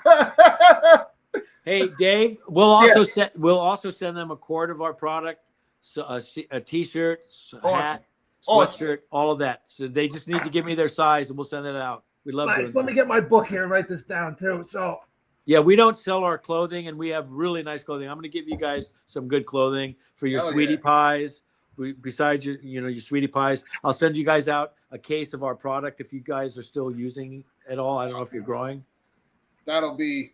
I actually just used the last of the stuff that I was using for. I use stuff like I always get a lot of stuff sent to me to use. So I'm always trying different stuff out. And the most annoying. The reason that I'm always trying different stuff out is because most stuff's just fucking terrible. Like, like for real, dude. Like, I've used your product. I've used it in the past, and but I always like to, because that's kind of like one of the things that I've been doing what we do, is I like to be able to tell people, like, listen, don't get this shit. You know what I mean? Like I can't stand when I see people, where I can't give them proper information on stuff. So I don't mind using anything, but when it's just terrible, next, and I got a box of next, you know what I mean? Oh yeah, it's crazy, bro. It's I walked into some of these big farms and they'll have a shed probably 10 feet, 15 feet by 10 feet, filled with crap that they get sent to them all the time. Yeah, filled. They don't even know what to do with it. Bro, how much is that? I mean, it's I actually stopped taking in stuff because it was just becoming so burdensome from people sending shit, and like I was just like, just don't even bother anymore, like, because I'm not even using the shit, like, it's terrible, like some of the stuff I don't care. Normally I say, what stuff's terrible, but I'm being nice tonight. It's not nice to do that. I know. Yeah, it's not nice to do that, but But yeah, you guys, I want to set both of you guys up, whether you use the product or not, so you can at least give it to some people. I'll send you like maybe a case of. I still use it. You do. Jay, I'll send you 5 gallons, then, bro. And whatever you want to. It's the only stuff that like I said, when it came down to to when I've had buddies with spider mites and stuff like that, it's the only thing that actually finished the job. You know what I mean?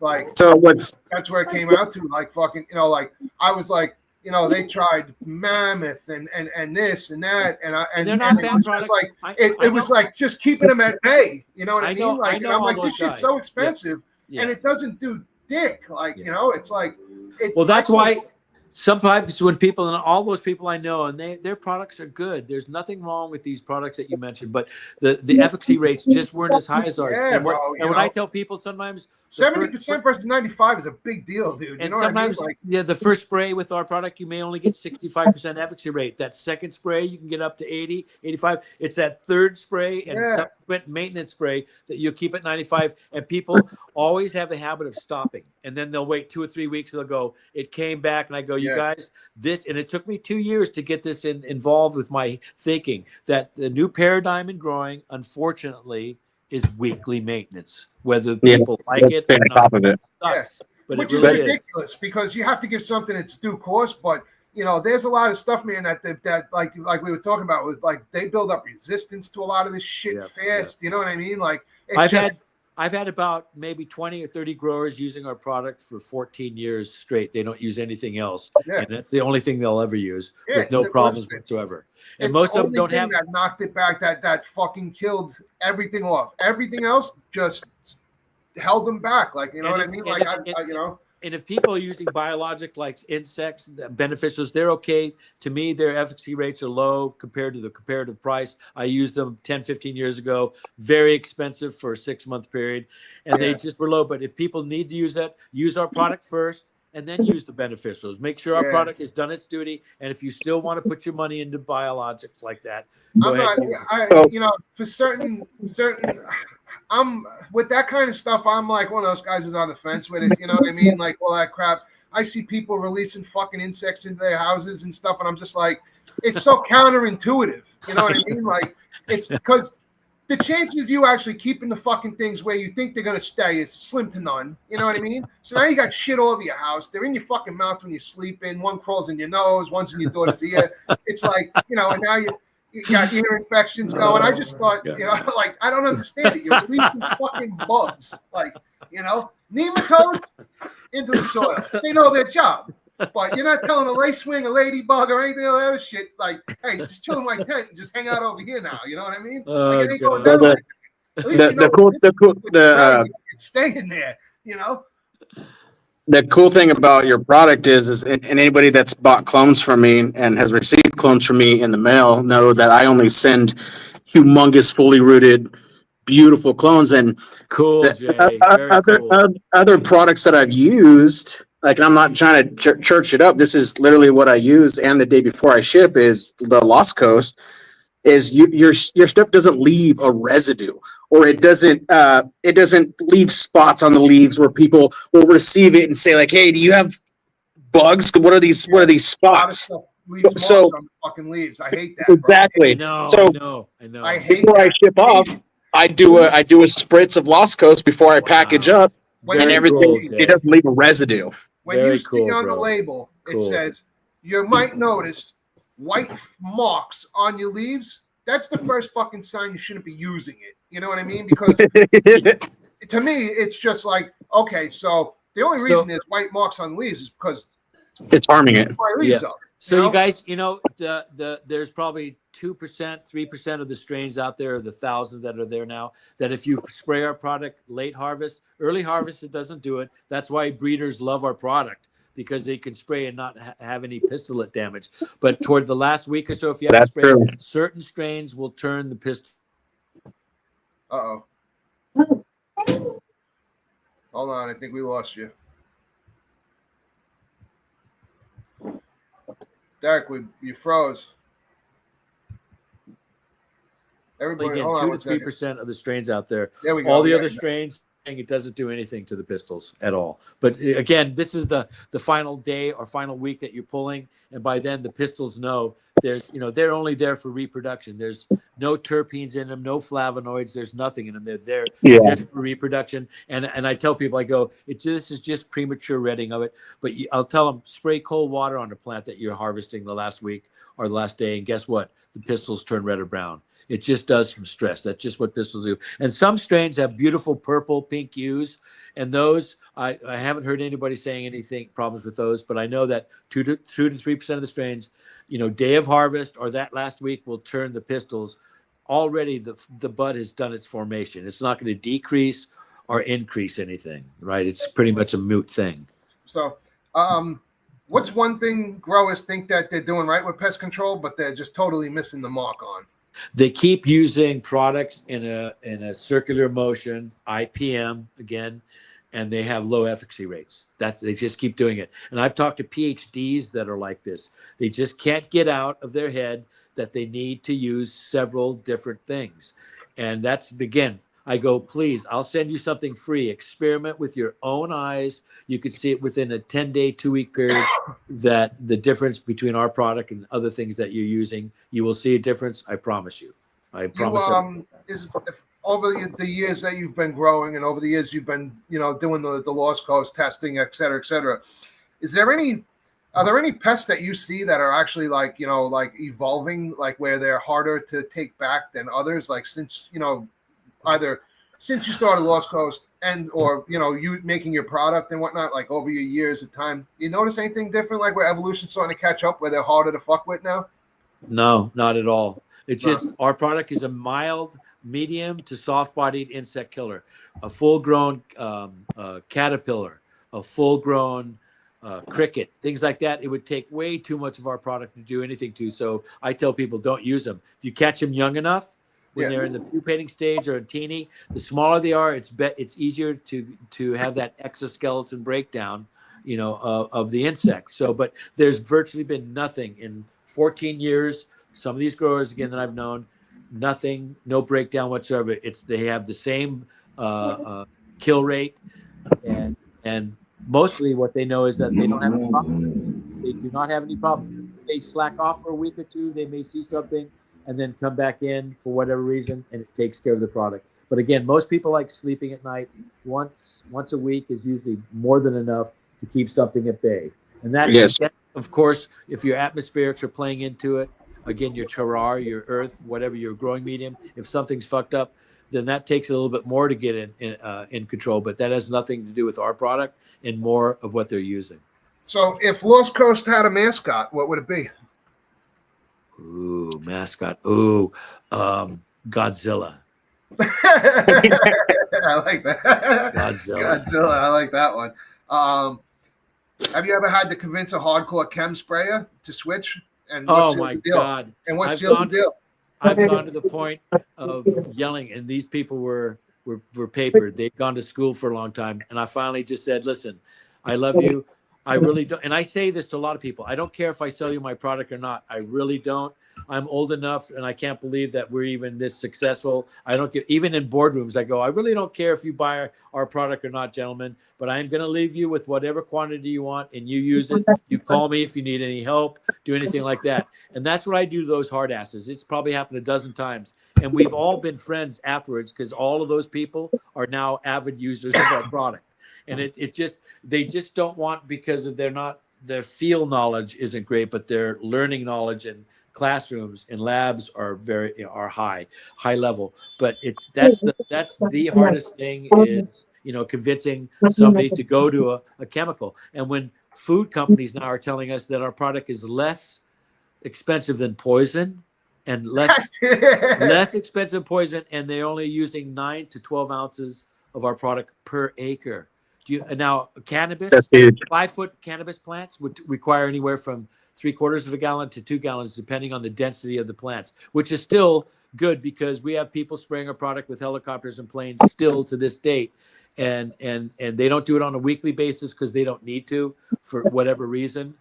But if they had to, they still would, because these people are making 7 figures. They don't mind spending $150,000 on pest control.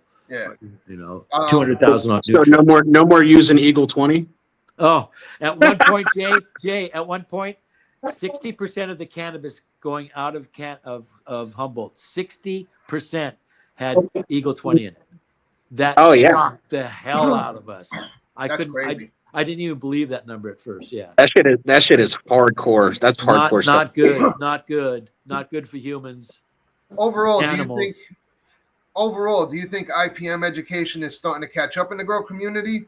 And as far as like companies like yours, how do you think you guys can help fix the general disknowledge in the community of IPM? Just by doing what we're doing, showing our product works in an IPM. It's a standalone product or an IPM. That's what's so cool about our product. Use it in your IPM. You still don't like what you're seeing. You're seeing the same efficacy rates that you're seeing. That's when you go, please use my product on a separate area, separate plant, and then use your product. And I go, I won't have to say a fucking thing to you. You will see with your own eyes. And that's what I try to get across to people. I go, don't believe me, even though I'm the formulator. Believe what you read online. Believe what you hear from people, word of mouth. Because we were very organic in money, just our family, not a lot, and organic in marketing and everything else, meaning that it's ourselves. We're not huge marketers. And now, we're worldwide, which still blows my fucking mind. So, and we've been asked to be bought out by companies more than a few times, but my kids are having too much fun. And, when you go to work and it's fun, that's what I tell kids. If you find something that you like to do, tell everybody's You never work a day in your life. You will never work a day in your life. There are days you wake up and you go, God damn it, I have to go do this. And bro, that's how I got with fishing, bro. I fucking loved I had pictures everywhere of every fish I caught. I had pictures of mounts, fucking, and it just got to a point where I was so sick of it, where I'm just like, it's just a fucking job, So that's why I retired, man. You know, like it just became so the regulations, it's just they do everything they can to just kill the fucking industry. Another industry, just you know what I mean? It's insane, So, where are we? What's the most creative or unusual way you've seen someone integrate Lost Coast into their grow routine? Some growers built these vats that were 75 gallons, and they would dump their rock wool based plants, 4 and 5 foot mature plants, dunk them in this, and then take them out. That's what blew mine. That I go, you guys, if you're thorough at spraying an electrostatic sprayer or a really good sprayer, you can get the micron size down to 50, like fog and stuff. They do just as well a job, but you wouldn't believe how many people dunk plants. Not that big. That was the biggest I'd ever seen. That blew my mind. Fully budded plants. That's dedication. That is. Yeah. Basically, So let me see here. Hold on. I got 2 more questions for us here. So if Lost Coast ever were to throw a music festival, who's the headliner and what's the strain you're going to put in the VIP lounge?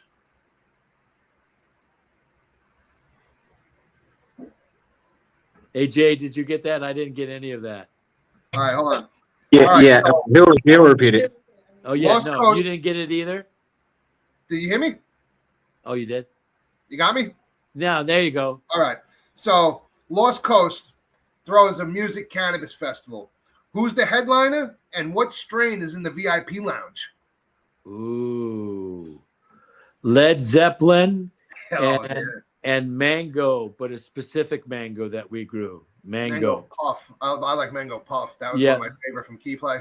The mango we had, we don't know where we got it from, was I could be in a room with 100 growers, everybody smoking, and I'd light up mine and they'd be going, there's Dirk's mango. It was the only cannabis plant that finished inside in 37 days. If you went any further, it would start to brown out. 37, I'm talking 5 weeks, 2 days. And it was done. It was gorgeous. You still have any of your old strains? You still have any of your old seeds? Gave them all away. Anybody still have any of it? Yeah. Still keep any of it? There are some people that 37 days is super fast. Yeah, 37 days. My fastest cultivar that we started breeding with going back 7 years was our Fruity Pebbles S1 that I found. Finished at day 48 was its fastest. 48. Wow. Yeah, can you guys imagine when you cut these clones?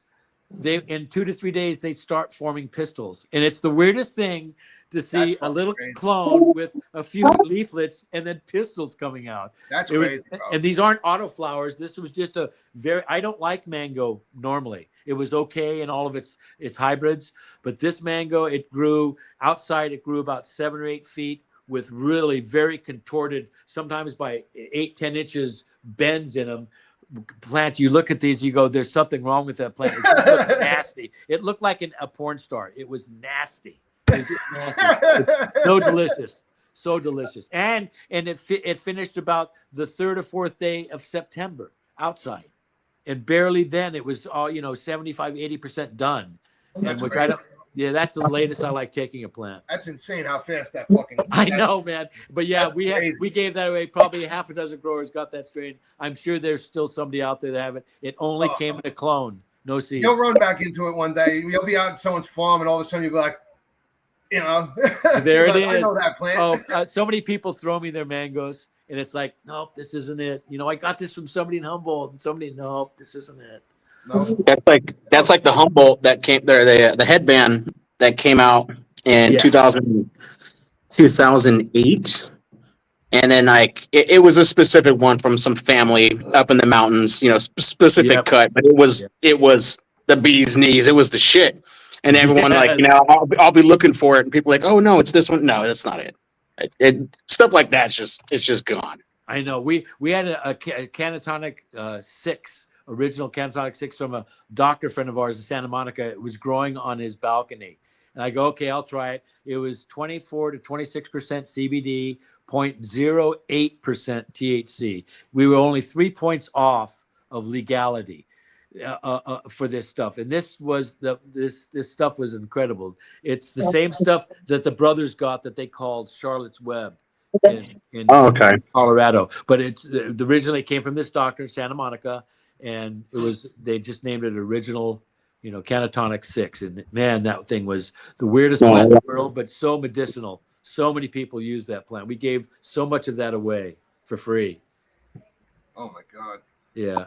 I would love to have some of that old genetics. You know, it's there's not too many out there that are actually, you know, like worth the shit that, you know, you go back. Man. Like, I remember this from when I back in the 90s or the, you know, like even those strains are gone. You know, it's sickening. I know there are some people I really can't mention. Maybe sometime privately I will, that are pretty famous that used to buy our product, and it was back, you know, in the early 80s, and they would call it donkey dicks and, you know, cat piss, things like that. All the precursors to a lot of these strains out there, and they were just gnarly. Just I don't see any of that anymore. Real cat piss was gnarly stuff. Oh my God, yes. I mean, remember smoking one. This one guy, I can mention his name. He won't care. Billy Idol used to get these gigantic buds from us through another friend, and we'd grow 3 or 4 per pound. They were that dense, that big, and he would slam them on the table, you know, for people. Go, here's a donkey dick, man, smoke it. Yeah, our friend told us some wild stories. Bro. I love labeling people's. When I see somebody throw up some dongs, bro, I'm like, donkey dicks, fucking eggplants across the screen, you know. There's nothing better than seeing some gigantic buds, man. It's one of the guys who's watching has a fucking an auto going right now that looks like a Christmas tree. It's this thing, bro. The guy who created it actually had fucking 1 pound dry colas off of a fucking auto. Wow. And this dude's growing this thing. It's like fucking 8 feet tall, 7-8 feet tall, some shit. It's like 4.5 feet wide, and just this massive triangle with these. It's a fucking auto, and it's like 140 days in, and it's just it vegged for like 90 days or some shit like that, you know. And it's you got to see the size of this fucking thing. It's ridiculous, you know. But I'm like, some of the stuff that you see, it's just like, what the fuck, man? Like, where the hell did that come from? You know? Like autos with 1 pound colas is just like, you know, ridiculous. So here we go. So if Lost Coast Plant Therapy was turned into a sentient weed smoking AI robot with one mission: eradicate pests from Earth, what would its catchphrase be before blasting a colony of spider mites like the Terminator? Well, I don't want to be mean, but I would say blast all the humans. Sorry, you guys. That includes us too. That includes us. Sorry, man. Sorry. All right. So here we go. I got 2 last questions. So aliens land and demand your strongest weapon to defend the universe from a galactic aphid infestation. You hand them Lost Coast. What happened next? Do the aliens offer you a seat on the Galactic Grower Council, or do they fly away angry? They make me the emperor. I am the emperor of the galactic known universe. The paladin of Lost Coast. There you go. God. So one last question before we get off. Finish this sentence. Lost Coast Plant Therapy isn't just a product; it's a lifestyle. No. It's a savior. I say that's a good one. Definitely. you know, nothing worse, bro, than fucking having to throw away all your shit, you know, like Bobby in the audience, man. He got fucking hit with aphids and spider mites. He's been using 2 other products and he lost his battle fucking after spending all sorts of cash and had to throw away every fucking thing. I have people getting a hold of me on Father's Day, on Christmas, on Thanksgiving, out of the blue. And I mean, a lot of people just going, thank you, man. We were just thinking of you. Because I give my personal number out and I always have to respond because my kids say if I don't, it's called ghosting. And that's the worst thing you can do. So I spend so much of my time going back, thanks, man, thanks. And I'm just going, please don't wish me birthdays or happy Christmases or Thanksgiving. Please. I feel I have to fucking respond. 600,000 fucking messages later. You're like, God. Like, I've gone through 70 of them. I don't need any more fucking happy birthdays. No, I'm not complaining, but it is a lot. I'm kind of shocked how much time. It's a lot. It's a lot to keep up with. It really is, but I have to because I don't feel right if I don't. Dude, I thank you, man, for coming on, bro. You're a fucking pisser. We're gonna do this again. I want to do this again with you guys. We could talk about different things and how things happen. I'm gonna talk with my attorney to see if there's certain things I could say without me getting in trouble about my past. But yeah, you guys. So you need to. No, absolutely. We would love to have you back on. Yeah, you send me your emails. I want to send you out. Give me your sizes, your sweetie pie sizes, friends, and I want to send you some quantities of our product out. Awesome. I'll send beanies, hats, sweatshirts, jackets.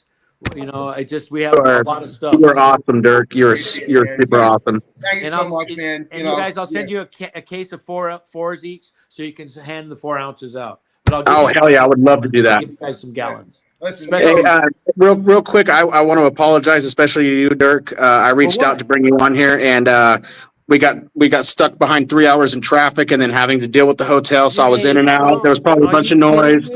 I apologize about it. This is great. I mean, it affected you more than me. I've had fun. Please do not apologize. Yeah, dude, listen, no man, fucking worries.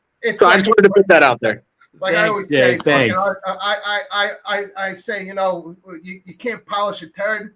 You know what I mean? So I don't even try to. You know, fucking, it is what it is these days. Hey, you guys, I've had fun. These 2 hours have gone by like that, and that's why I want to do this again. I can't wait to meet you both in person. Yes, and sir. Tell any of your friends. You know where I'm at. They can call me personally. They can call me, and that's no bullshit. You tell anybody that needs to. And you guys especially. I'm going to give you my number so you have that. And I may not give you my satellite number that I take when I'm in places that cell phone doesn't work. Those are just for the family, but who knows? I may give you those too. I'll find you if I need you, Derek. Don't worry. You guys, I'm wearing an aluminum foil fucking helmet because I'm on you. So, well, man, brother, it has thank been you a for pleasure. entertaining our buffoonery, man. You know, I mean, it's been a pleasure. It's both you, Jay and David. Absolutely, man. We love. You were very informative, and I think everybody appreciates learning about your product, and not just your product, but pest control and different pests. I think we covered a lot today, so that was super awesome. I learned from you guys too, man. I'm glad. Thanks for doing what you're doing. Keep doing it. This is Appreciate really it, informative. I think you're helping, you're helping a lot more people than you think. Yeah, hell yeah. I think that's, you know, the one of the best compliments that I could get, you know. So thank you very much. Hey, you guys, who's Robert Carroll? He goes, thanks, Dirk. This has been so fun. I'm a 3X. I'm gonna send that to him. I'm gonna send him I have all the way to 6X. Hey, no, yeah, he's all to 6X. Oh, don't say that. He's a great dude. Fucking hitting you up. You're gonna all of a sudden you're gonna fucking be everybody's best friend. Stop. No, seriously, Dave. You guys start getting people's numbers and text me them, and I'll send you it so you can give it to them. I don't mind giving it to them directly. I don't mind giving it to them directly. That's you fine. You were over the top, Dirk. Yeah, and I don't care if there's 30 or 40 people each. Send me that. I love sending our stuff out. Anybody who watches this up to you know, we don't expect you to fucking give everybody, but if you mention that you watched the show, you know, and you saw this ending and whatnot, hit up Derek. You know, we'll he's a man of his word. You know, this has fucking been one of the best shows we've done. You know. Oh, I agree with that. Oh man, thanks you guys. I've had fun. That's why I want to do this again. Normally I only do one podcast. I'm gonna come back to you fuckers. I love you guys. I want to come back to you guys. Maybe next time. The way you say that, I know that you're coming back for sure. Maybe you know what? The next one we might have to do fucking live when we out on the coast. Then fucking and Oh, you guys, please! You both are so- welcome here anytime. Any you know what? fucking time. That's I think that will be even better because fucking you guys are both out there fucking. Hey, you know what, Dirk? I'll come over and I will cook tacos. Oh my God, You know dude! what? I eat Mexican food 3 to 5 times a week. Debbie and I are freaks.